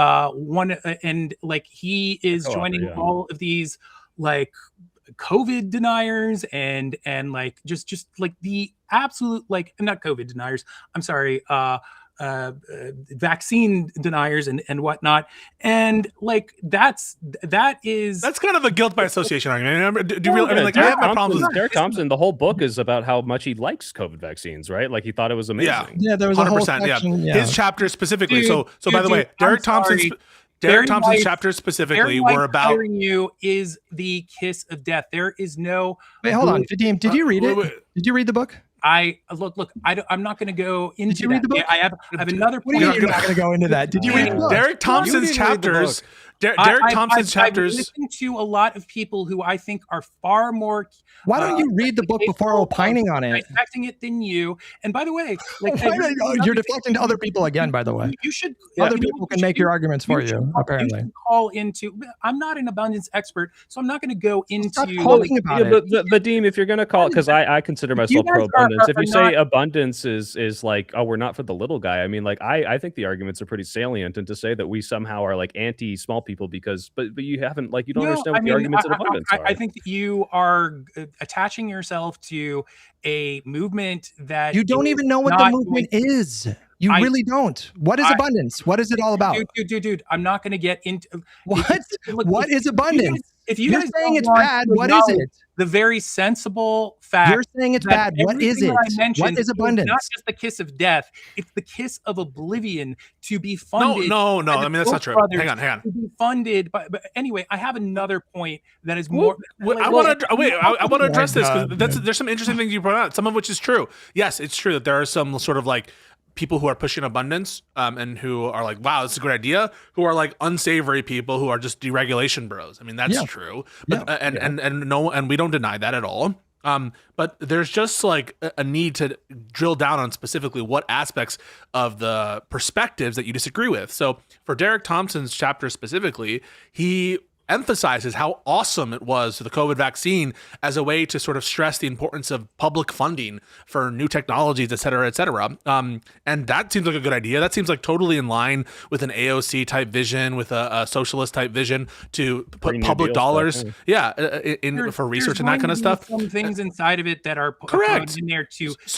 I know. So you started this. So wait, let me just finish. And this will be the last thing. The last sentence, I'll let you talk. Last sentence, I'll let you talk. Okay. You started this whole thing about thought terminating cliches, and I'm like, I don't like thought terminating cliches. One thought terminating cliche is abundance. Oh, just fucking Koch brothers. I think that's a thought terminating cliche. That's fine. I think that what I brought up is more than understandable to like just kind of as like a huge red flag. How about this, guys? Since I do not feel at all competent to talk about this, I could write Sam Cedar, right? Like we. Oh my god, 100%. No, I'd love that. To talk about it. I would love that. We talked to Sam about abundance. I saw his stuff, but that's declined. But I guess the point is, I don't like if you call Hutch or me, because I am an abundance person for the most part, to say like we don't care about the little guy when it's like. I think that you are. I mean, I think probably you very much think that you're helping the little guy, but I think you're attaching yourself to a movement that, at the end of the day, you can't even tell me what the movement is, Vadim. You don't know what it is. That's kind of the problem I didn't say it in order to have. What do you mean? Oh my god, Ogre! What the fuck? Wait, that's the stupidest response I've heard all day, Ogre. You're like, the problem with the book is no one knows what it's about. Well, by and large, any interview that Klein's done on it, the idea of trying to drill down on a boogeyman across the board about what the movement is trying to attack, he's never specific on. Well, no, it's not a policy. It's not a policy book. Exactly. No, but it's not trying to be. It's not trying to be a policy prescription. There's enough people that are trying to treat it like it is a policy prescription and overall movement. It is the thing that I'm the more concerned about more than anything else is the idea of the deregulation piece. Because it always seems to go in one direction. Well, listen, I have my critique. I'm not full on abundance, Bill. I'm like 70% on some of the stuff. Like, I don't agree, for example, some of the critiques of the BEAD funding that was done in some of these interviews afterwards. I think some of these are unfair critiques at Biden. And I think that I'm skeptical of some of the anti-environmental regulations on some fronts, especially in a world where Trump, it doesn't have many guardrails. I'm concerned sometimes that the streamlining might have a negative consequence when it comes to authoritarianism. So there are some critiques I have of it. And but in general, I don't think it's enough, and I don't think it's good analysis to just be like guilt by association. That would be like saying you have to dismiss everything Hassan says because he has some like insane friends who say some insane shit, and you wouldn't accept that. You shouldn't accept this either. Yeah, and don't get me wrong. I think it's salient and good to be skeptical of like, why would the Koch brothers fund this? And it could be because of some malicious, like, Machiavellian plan to just destroy like the left wing. But it also could be because they would make money off of housing, which, I don't like that the Koch brothers make money off of that, but I'm fine if it means that more people get more affordable housing. And I do think that is a condition of something that would happen. And just to be clear, like, as someone who lives in the Bay Area, like, I don't like the idea of regulations just being stripped away willy-nilly, but there's definitely a problem of over-regulation to the degree that it doesn't allow us to build housing in San Francisco, and it sucks, and I wish we had a way around it. The issue with that becomes it really is something that needs to be judged on a case-by-case basis. There isn't a single right, like Mom Donnie is citing abundance too. Mom Donnie's abundance build. Yeah, okay, cool. But in the number one salesman of the abundance mindset, the one big debate that he had with Sam, when you pause the video and actually look into each one, and yes, I am psychotic enough to have done that. He misrepresented every single story. No. Ezra had some big fuck ups when he was critiquing Biden. And I actually think Sam Cedar. No, hold on. No, what? Before you go down that road, that's not what I'm talking about at all. All of the different examples where he was talking, with the exception of one, which he still misrepresented, but the different examples where he was talking about the Sunshine Movement suing to stop solar panels in Maine. Well, there was a story behind that too. They wanted to make the project take a little bit longer to make sure that the deforestation that was going to happen actually was what was required for the moment, that it wasn't something that was bigger than what it needed to be. A lot of these circumstances actually have a story behind it, but the idea of vilifying all of it across the board is really fucking stupid. When when the overarching backbone of how it's pitched is to try to make sure that developers can get the most profit out of something. Well, what do you make always of something that's going to throw up a red flag? So what do you make of the China glazing from so many people in the online left space? I'm just curious. Do you think it's do you think it's appropriate to like glaze them for their infrastructure? I mean, there's always something that we can take away from other people. That's one of the reasons that this country is supposed to be great, right? Well, why do you think they can do all that infrastructure? It sounds like you're more open to fucking Chinese, great whatever theories as opposed to abundance. Like you're more like, oh, we can take this and that and then whatever. And well, I think the over reliance on like public-private partnerships and the willingness to just step forward and say fuck it and we're going to build something even if it's by the government themselves, I think is fine. Wait, but Ezra says in Abundance that he wants. One of the examples he uses is these situations where it's pure public funding. You would hope that those would be like the best examples of government. So it's not the case that he wants to abandon public funded projects. In fact, it's the opposite. At least if you read the book. And also, I don't know how much I haven't investigated this deeply, but my understanding is that Chinese regulations are way more relaxed than ours, and that's why you see a lot of fucking buildings collapse over there and stuff like that. No, I don't want to be that much like China, but I think that we don't have to be as strict as we are. I want something that works for us, but it's not to say that the principal factor needs to be something where we put the concerns about profits for developers first and foremost. That's not the overall. I'm so glad you said it's not the message of but that's abundance. also something that Klein uses to sell the idea of the book. One of the things that he points to is China's abilities. And so when you say, yeah, there's some things that we could look to China for, Ezra agrees with that. In fact, the fact that like they price in fraud or some amount of, people who are going to take advantage into the overall scheme is something that someone like Ezra would say, yeah, that's worth it if it gets to the actual goal. So the whole point, I think, of bringing up the China example, maybe this was Hutch's point, was to how you frame who you look to, whether it's China or whether it's abundance, is doing a lot in terms of how sympathetic you are to hearing the argument out. And I think that is a little bit telling. It's telling that the association seems to be doing a lot of the work here. I'm just going off of the examples that Klein himself gave. When he turns around and says that I don't like it if people's apartments give them asthma, but I do need people to have apartments, it's a virtue signal to basically say that like we should be considering the desires of the profitability of developers over the little guys' actual needs. He's not at all implying that it's like, well, if they get asthma, it's fine as long as they have housing. Yeah. Like that's not a even direct close to what he says in the book. That's a direct quote. No, I know, but the implication of that quote is not, I guess asthma is fine. He's saying there are obviously concerns on either end of this. And yes, we have to consider the health of people. But if you have all of these regulations and everyone's stepping over each other to be like, well, the steps need to be this high and you can't hurt this bird nest. Unfortunately, projects never get created. So you have to look, and he's talking about not stripping regulation completely, but going through with a comb and saying which of these things are absolutely necessary and which of these things are actually preventing housing from being built. I think last year, like halfway through the year, 15 new homes were built in San Francisco. It was fucking atrocious. And that's the reason no one can afford anything anywhere.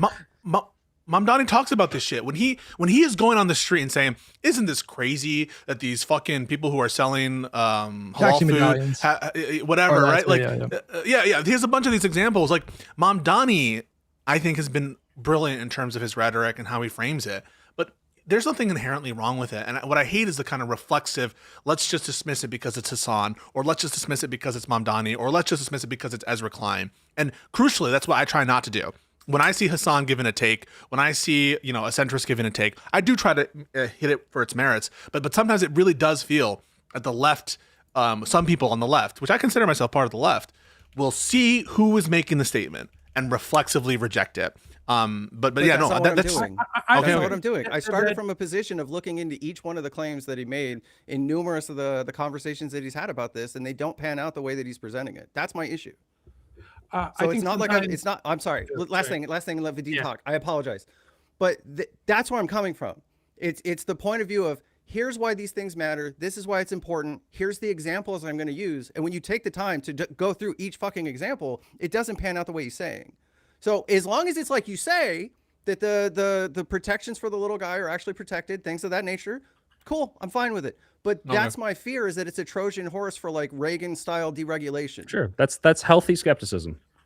I guess I was just going to say that I agree with you that sometimes just if it comes from a bad source, that it shouldn't be dismissed out of hand for that reason. But the reason why I brought up the points that I did is because I think that it speaks volumes when you see who in positions of power are funding a certain thing and who in positions of power who have awful reputations and have an agenda, like Barry Weiss with CBS, are partnering with those who are architects of the movement that you're part of. I think it should. Well, we hate Barry Weiss. Well, it might not, and that alone, I'm not saying that alone is like a, it's not any sort of like death shot, or, you get what I'm saying. But I think that it's a plausible red flag at the very least. Sure. I mean, it could plausibly create skepticism. That's fine. But surely you would agree that sometimes you can have overlapping interests between people that you align with and maybe some right wingers, right? Like, for example, like, how do you feel broadly about the Cato Institute? Most of the time, I if I'm getting, you know what, I know that I've heard the name. It's a right-wing think tank. They're like a right-wing. They're like a right-wing libertarian think tank, but they're also like they're probably bad news. Okay, but they're also like super pro immigration, right? So that's overlap with like the leftist position that we should be massively increasing our immigration. So it's fine to be skeptical, but you seem to be closing yourself off to the possibility that sometimes good policy that has good outcomes could overlap with, like, people that you find to be unsavory, right? I mean, Kamala said the wall was a good idea, so we do need to be open to. Oh my God! Why are you doing this? See, like the thing is, it's not just that you disagree in terms of Kamala's position. It's that you're so fucking smug about it, Ogre. Like you're basically suggesting. Yes, he is. In that moment, what is he doing there? You're trying to twist the knife, and you're trying to be like, haha, Kamala lost. What a fucking joke. Like, it doesn't sound like someone who's turned a new leaf and realized how horrible things are and that he should have voted. It sounds like you're trying to twist the knife. It's a silly point too, by the way, because Democrats have never opposed like any structures or fencing. That's been the standard Democratic position for decades. Donald Trump's proposed border wall was a border wall that stretched along the entire southern border, which is like 2,000 miles and completely unworkable in many locations because there's like mountain ranges, there's eminent domain issues with people's property. But the Democrats have never opposed like any kind of structure. And what was in that bipartisan border bill was funding that was appropriated by the Congress in 2019. And it was just assurances that that money would be spent on border wall. And it was pushed out to like 2028. I watched you watch this video this week. You went out of your way before she ever got to the statement to try to defend it reflexively. The optics. Are you going to respond to what I just said? Suicide. Are you going to respond to what I just said? Are you going to respond to what I just said? He's saying you do that all the time. He's not, but you're not responding to what I just said. Like the idea that Kamala Harris supported Donald Trump's border wall is not true. It is false. She said. That said, I think there's a way you can phrase a critique, which I would accept. I just want to give Ogre what he wants. There are ways in which you can phrase a critique, which I would accept, which are Democrats have been much too accepting of the framing and rhetoric on immigration. That's even something Hassan has said, which I agree with. But how you say it, I think this is the kind of thing that sometimes you guys do. How you phrase it is so fucking annoying. Like, yeah, you can just say they shouldn't have voted for Lake and Riley Act. You shouldn't have made this policy position. That's all well and good, but go for it. Anderson Cooper specifically said that you've been talking against this wall for the last 8 years, calling it a narcissistic monument to a bigoted. Yeah, he was wrong to frame it that way. And she in turn said, I'm not going to turn down a good idea regardless of who it comes from. She was specifically talking about the wall. That was a moment. She was obviously responding. That was a moment in time when a lot of people that she was trying to appeal to by going on tour with Liz Cheney, that she was trying to appeal to, that they looked at what she was saying and saying, this, she doesn't mean anything. She's not being serious. There's no convictions. Come on. Are we going back to the Kamala? She lost a lot of the purchasing power that she had in trying to appeal to those moderate independents in the first place. But when I asked you, and I hope you have a better answer for me, and I would actually, you know what, Vadim, let me ask you a question. And it's not a gotcha. I just want to know. Let's say I don't believe you. Go on. Go on. Can I just say I agree with Vadim there. I don't believe you either, Hutch. I just want to say quickly the January 6th, the team up with Liz Cheney was over January 6th. Okay, wait, hold on. Vadim, I want to confer with my tag team partner here for just a moment. What he's about to ask you is how do you dig yourself out of a hole that you yourself created in the first place by putting a major issue on the back burner?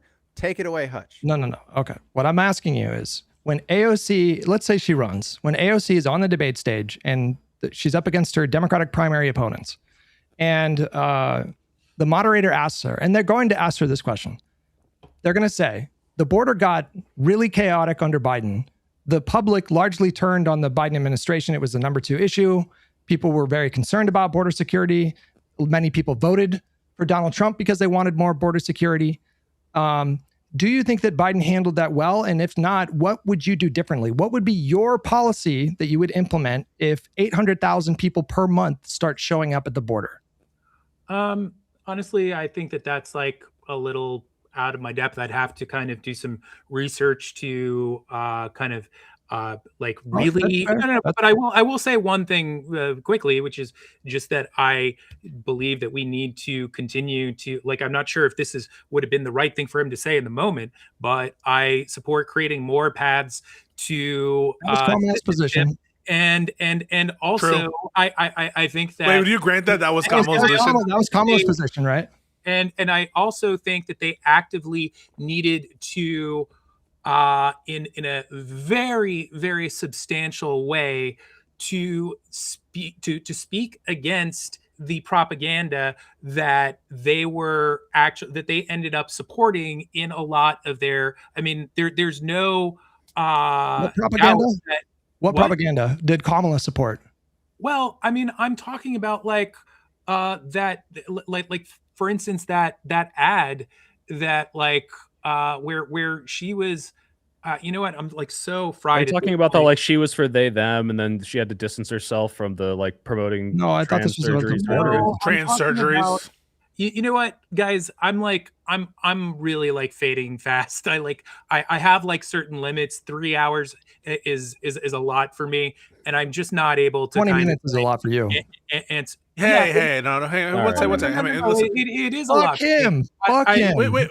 He's been so out of line this whole time, and I'm going to throw a jab at him, and you're going to clutch your pearls. No. You've been belligerent against me the whole time, bro. Come on. That's fair. You can do that. I grant you that.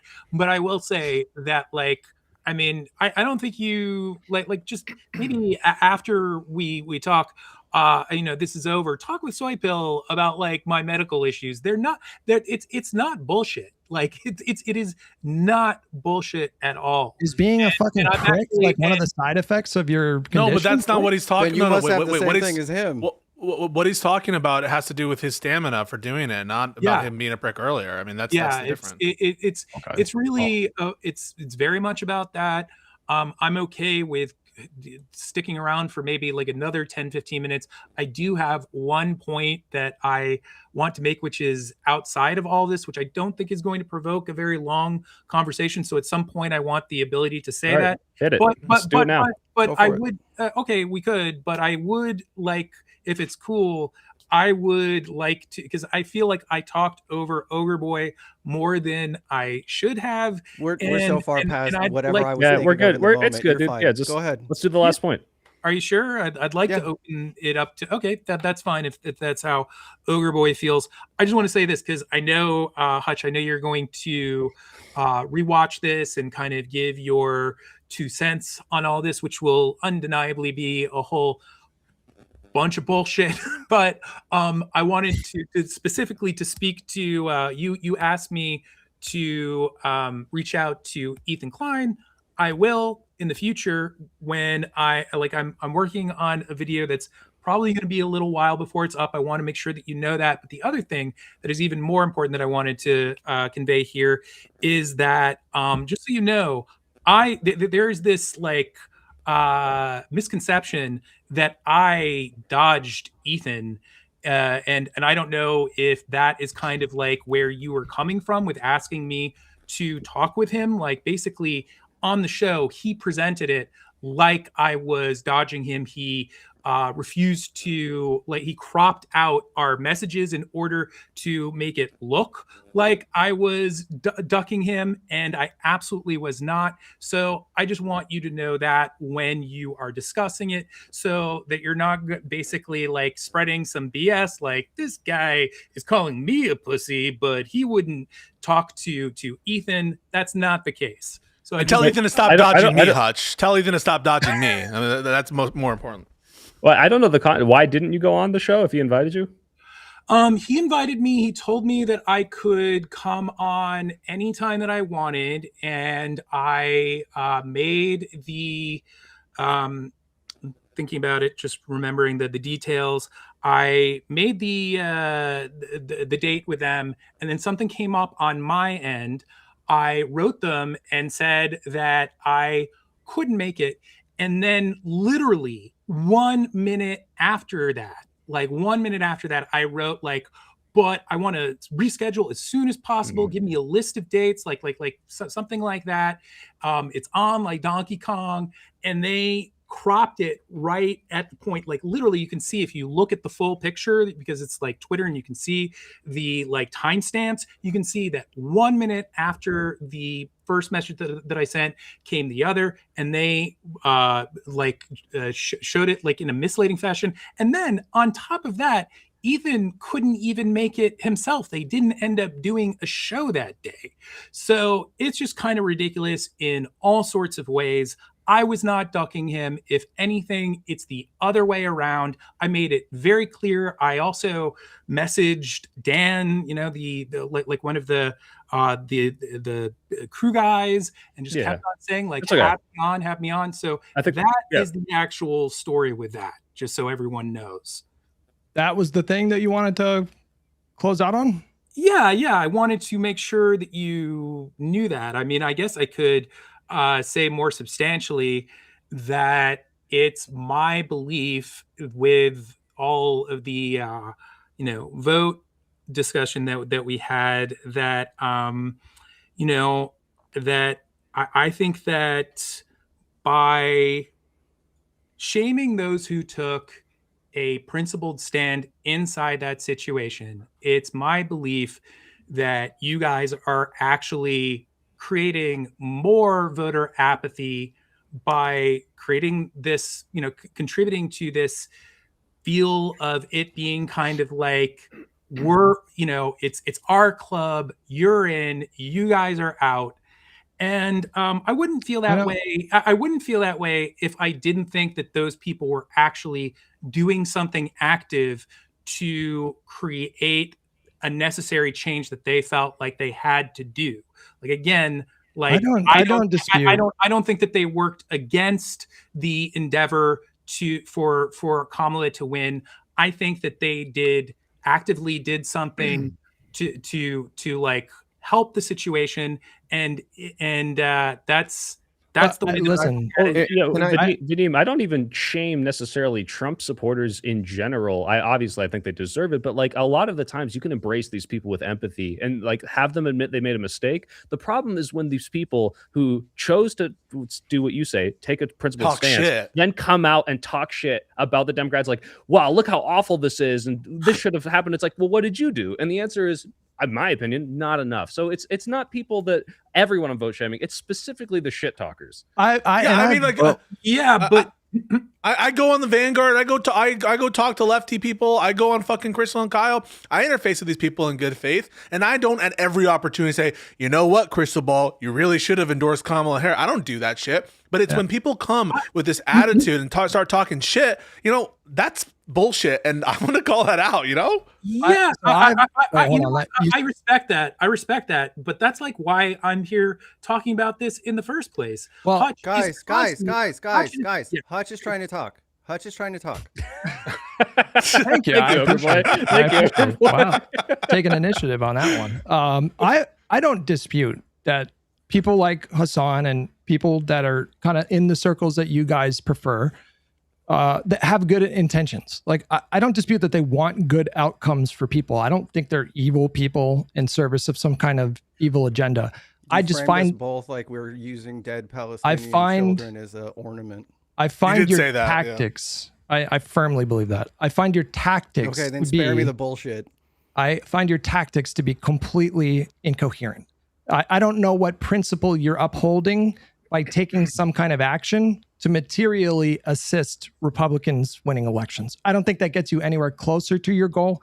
And kind of expanding on that a little bit, I don't think it positions you guys to actually extract more concessions in the future, because if the party apparatus views your particular wing of like left-wing politics, or supposedly the Democratic Party coalition, if they view you guys to be unreliable members of the coalition, I don't know why they would prioritize trying to curry favor with you guys over pivoting to the center.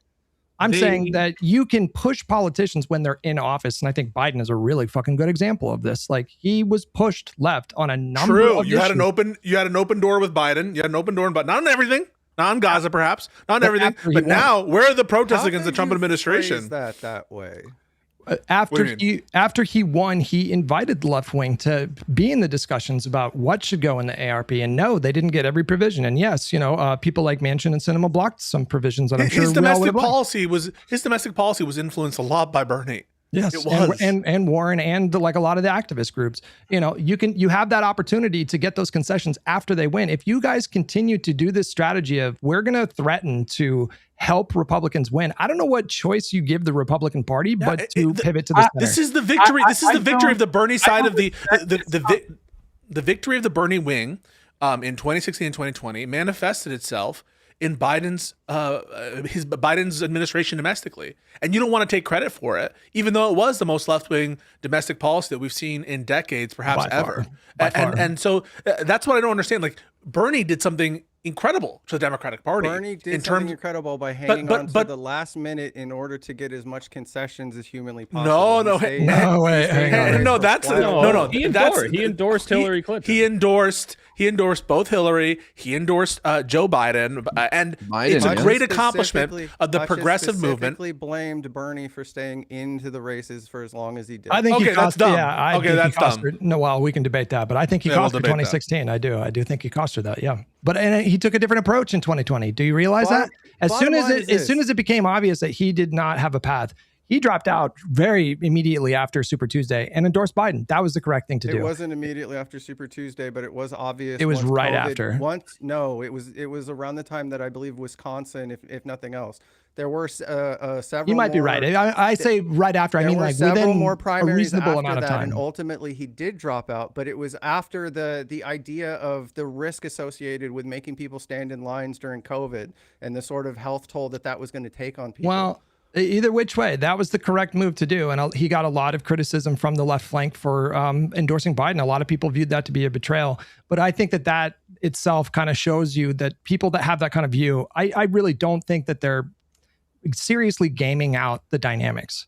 And I think it's misguided. I don't think they're evil. I don't think Hassan's evil. I don't think you guys are evil. But philosophically, I don't understand the principle that you uphold by allowing Donald Trump to win, or by not doing everything you can. Do you actually think in your heart of hearts that the shit that Mamdani did by listening to people a year out, asking what is it your main concern about living in this city, and then making his campaign pillars exactly that, do you actually think that that's leftist or lefty shit or Marxist? No, I think that's just I think that's just what I want. But you've said time and time again. But look what he's doing. But look what he's doing when he has power. Let him talk.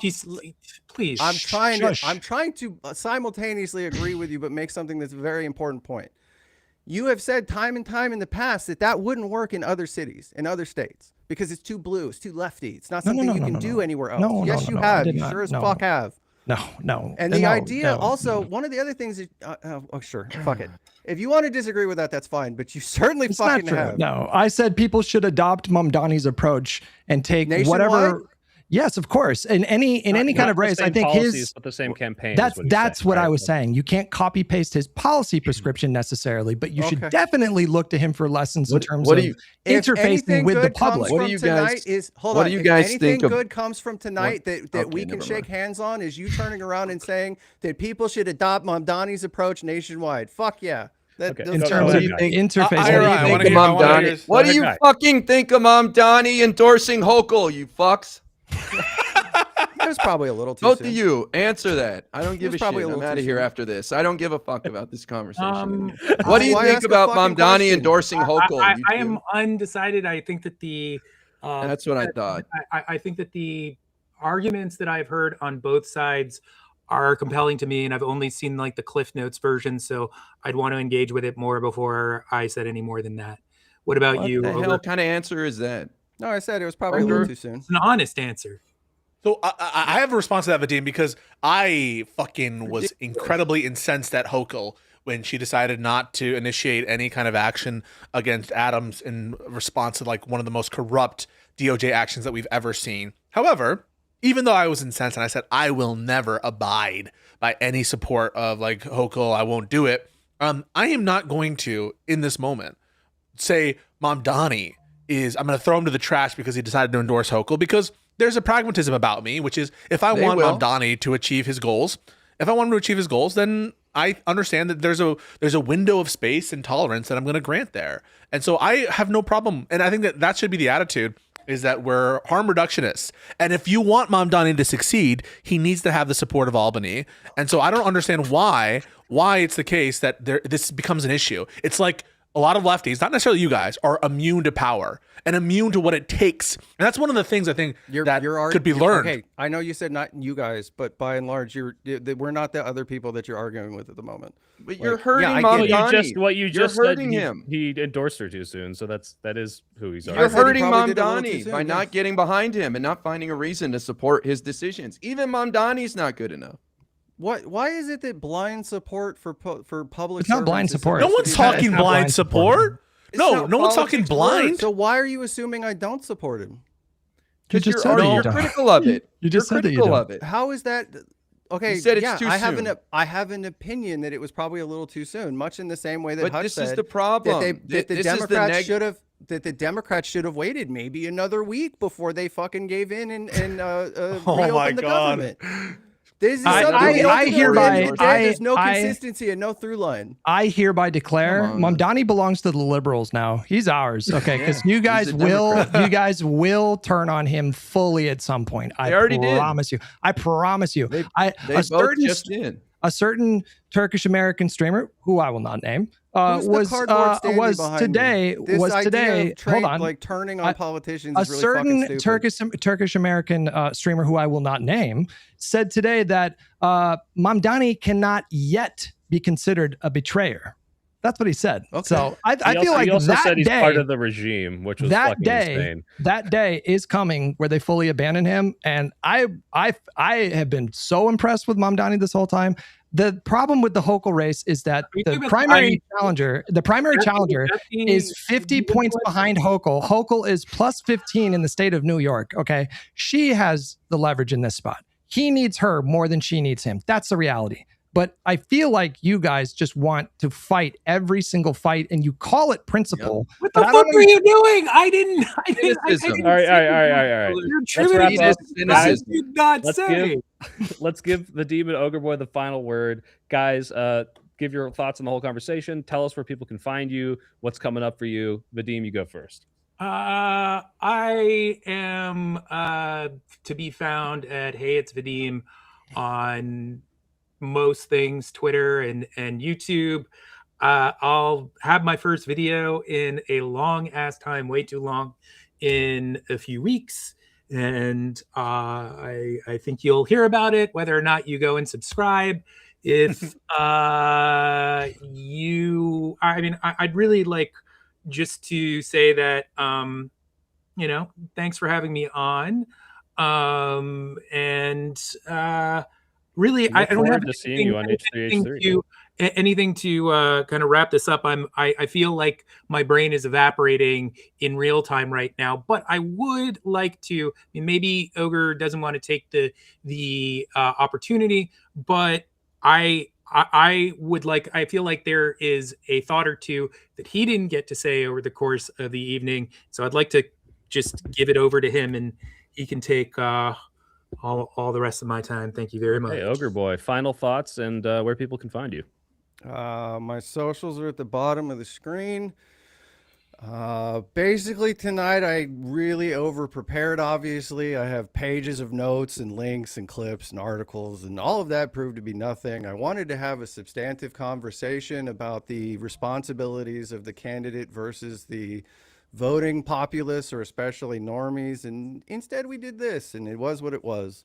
Also, I have to piss like a fucking racehorse, so just glad that this is coming to a screeching end.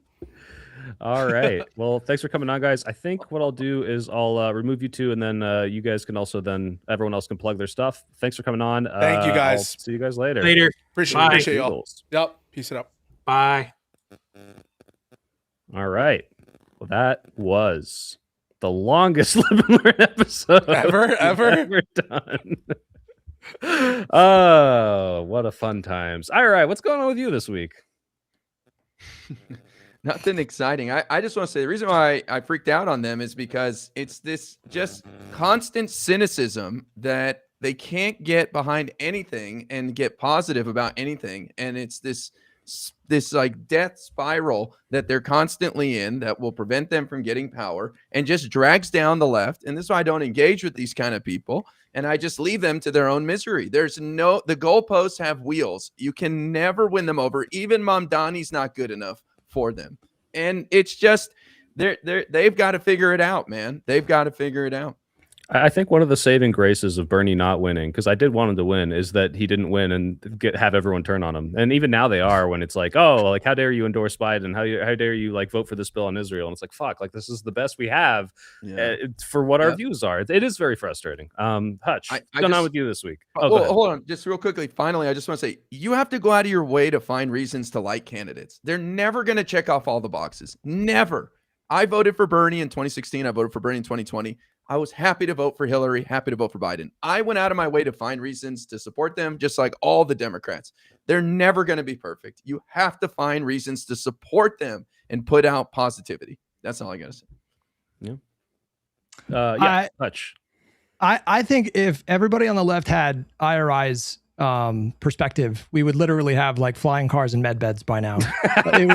we would be living in the meme of like, you know, the earth if blah, blah, blah happened. But, so I always appreciate your perspective. I'm glad that you're a part of this podcast, and I want to hear you speak more next time. I feel bad that you were sitting there for like an hour and charging up. He was charging up. Shut the fuck up for like 3 hours, and he finally let it out. That was he snapped. I've never heard of snap release. Like that. I got nothing in particular going on this week. It's just regular streams starting. They're supposed to start at 8:30 a.m. Pacific, but I've been sleeping in a little bit. I'll be live for the rest of the week through Friday, and then again on Sunday. All right, Pisco, what's going on with you? Pisco, I also want to say, bro, that energy was crazy tonight, bro. I've never seen it. That was like, you've never seen me. Oh, no, this is what's true. so annoying because I'm usually on the receiving end of that, and so I was like, no. With Lefty specifically, this is the exact energy I brought to Prime Kai. Anytime I hear these same kinds of arguments, which isn't what we were talking about with respect to, for example, the Vanguard. When we brought them on, it was like, how can Biden improve to enact Biden's agenda? Very different conversation than the kind of deflections that we saw tonight. And I have never been one to not be very passionate and excited when those I think bad faith deflections rear their heads. And so all he's saying is it's like when Vegeta finally stopped punching Goku and then punched the Cell with him, and it's like, oh my god. No, but no, the difference is it's not like I decide cynically when to turn on my anger or whatever based on who I think has more clout, or based on it's just it comes from within. It's like I hear the thing and it triggers me to sort of stand up and say something. And to be honest, yeah, you have it on full display, which is you can grant that Kamala did something bad. You can grant that, this or that is bad, but the failure to answer the question when asked, or to say something like, wait, Hutch is responsible for the genocide in a way that lefties aren't responsible for electoral results, when there's way more attenuation between Hutch and the genocide versus an elected official and the results of an election vis-a-vis their, constituents, etc. I find it ridiculous. I find it absolutely preposterous. And especially when it's the perfect example of cyclical conversations wherein you think you make progress sometimes. For example, Ogre Boy, But then he starts talking. It's like, well, did we actually make progress? Did you actually recognize that something wrong happened here? But I would distinguish what you just heard and what you just saw with other people with whom are on the left and where there's, I think, good engagement to be had. So I can understand the cynicism, and I understand why people are upset with these kinds of people. I mean, it's not. I get upset too. But no, I get it. For me, this week I might have some interactions, some debates, but more to come. Follow me on Pisco Liddy. Yeah. I guess to wrap up my thoughts, I mean, I agree with all of what you guys were saying. Any and all pushback, most of it was just me trying to like make sure you guys weren't talking past each other. But what is ridiculous to me is like the idea that, yeah, these people might not have won the election, but that you can measurably see them driving voter apathy. And go to the comment section on any of these videos, any of the clips, and it's all voting doesn't matter. If voting mattered, they wouldn't let you vote. Ratchet effect. It's like these. Like the Ogre Boy and Vadim have both shared with me an article to show like, oh, this is like talking about the effect of the Gazan genocide on that election. And one of the biggest salient points that I don't think they talk about is that it's hard to get data because a bunch of people didn't turn out. That's the biggest group. It's not, oh, I didn't vote for her because of this. It's people that didn't show up. And a bunch of people don't show up when they think, oh, the parties are the same, the policies are the same. If you can measurably and obviously show the difference between these candidates and then not tell people to go vote, I think you're doing a huge disservice. It's fucking immoral, and it pisses me the hell off. And so that's why I call for anyone watching this. We're gonna go canvas. I'm gonna try to set something up with all these guys. We're making this happen. It's already a 10-point lead. We're gonna blow them out. We're gonna fucking smother them. We're gonna put them in the dirt. All right. So let's put our money where our mouth is. We want punishment. We want accountability, punishment, and that happens when you get a fucking tidal wave, a blue tsunami. We will put these people behind bars. We will try to at the very minimum. whoa, Pisco. We'll try to. I thought we couldn't run on that. I thought legally. No, hang on, wait. And I think people misunderstood Hutch too. And this is so crucial in that conversation. Our conversation, which I was a part of it, was just about what the president should say. Yep. I never heard Hutch say that we can't say lock them up. I'm going to say lock them up because I think they did crimes. And so I have no problem saying lock them up. And guess what? I do it every fucking week. That was just a very limited conversation about what the president specifically should say in DOJ. So I think that we should. Mrs. President, we got this. Yeah. So for those of you who aren't trying to assume the office of presidency, go wild. I think you all should be talking about locking them up and them being criminals. Hell yeah. Tomorrow I might go on Pushing the Limits with Brian Shapiro, unless I get sick. Oh, sick. I'm feeling a little drippy right now. But I hope you feel better. Wait, but real quick though, I want to glaze you up a little bit because I thought you did a really good job with Michael Knowles. The other guy, I know you thought I saw the clip, Hutch. I know how good you thought I did. You got an ass to make you want to beg for the brown. What can I say? Dude, that's entered my vernacular now. Beg for the brown. That's fucking hilarious. I got it from the new Naked Gun movie. Just to be clear, but no, the other guy was speaking a lot. The other guy was really impressive, but so I felt like you had a hard time kind of getting in there. But when you did, I felt like you handled yourself really, really well. You seemed were both confident and yeah, they picked both his topics, and I let him kind of have his space, and I tried when I can. But yeah, thank you. Maybe I'll go back on. You guys should all try. They're always recruiting new people. I have a bunch of people now in Discord in the circle, like, hey, like I saw you went on Bar Fight. I'm invited. What do I do? So I bet all of you. I might need that because Andrew Wilson is trying to blacklist me because every time he calls people out for debate dodging, I'm just like, wait, you're debate dodging me, bro. And then he's like, if you keep doing this, I'm gonna tell all my like platforms never to interact with you. I'm like, all right, bet, fucking bet, dude. Definitely. And Guy, I think you'd be fucking perfect for that. Like you have the aesthetic and everything, and you just have like the way you demolish Ben Shapiro. Imagine that, but then Michael Knowles is like a huge fucking pushover. Like he just lets you just say whatever he wants, and he has no room to stand on. So do it, guys, and thanks for tuning in, everyone. Sorry, I know some people thought this was painful. I thought it was mostly entertaining, but also maybe not mostly peaceful. But we had a good time, mostly peaceful conversation. So tune in next week. Check all these guys out. I love you guys, and vote down. Cool. Bye, guys. Bye.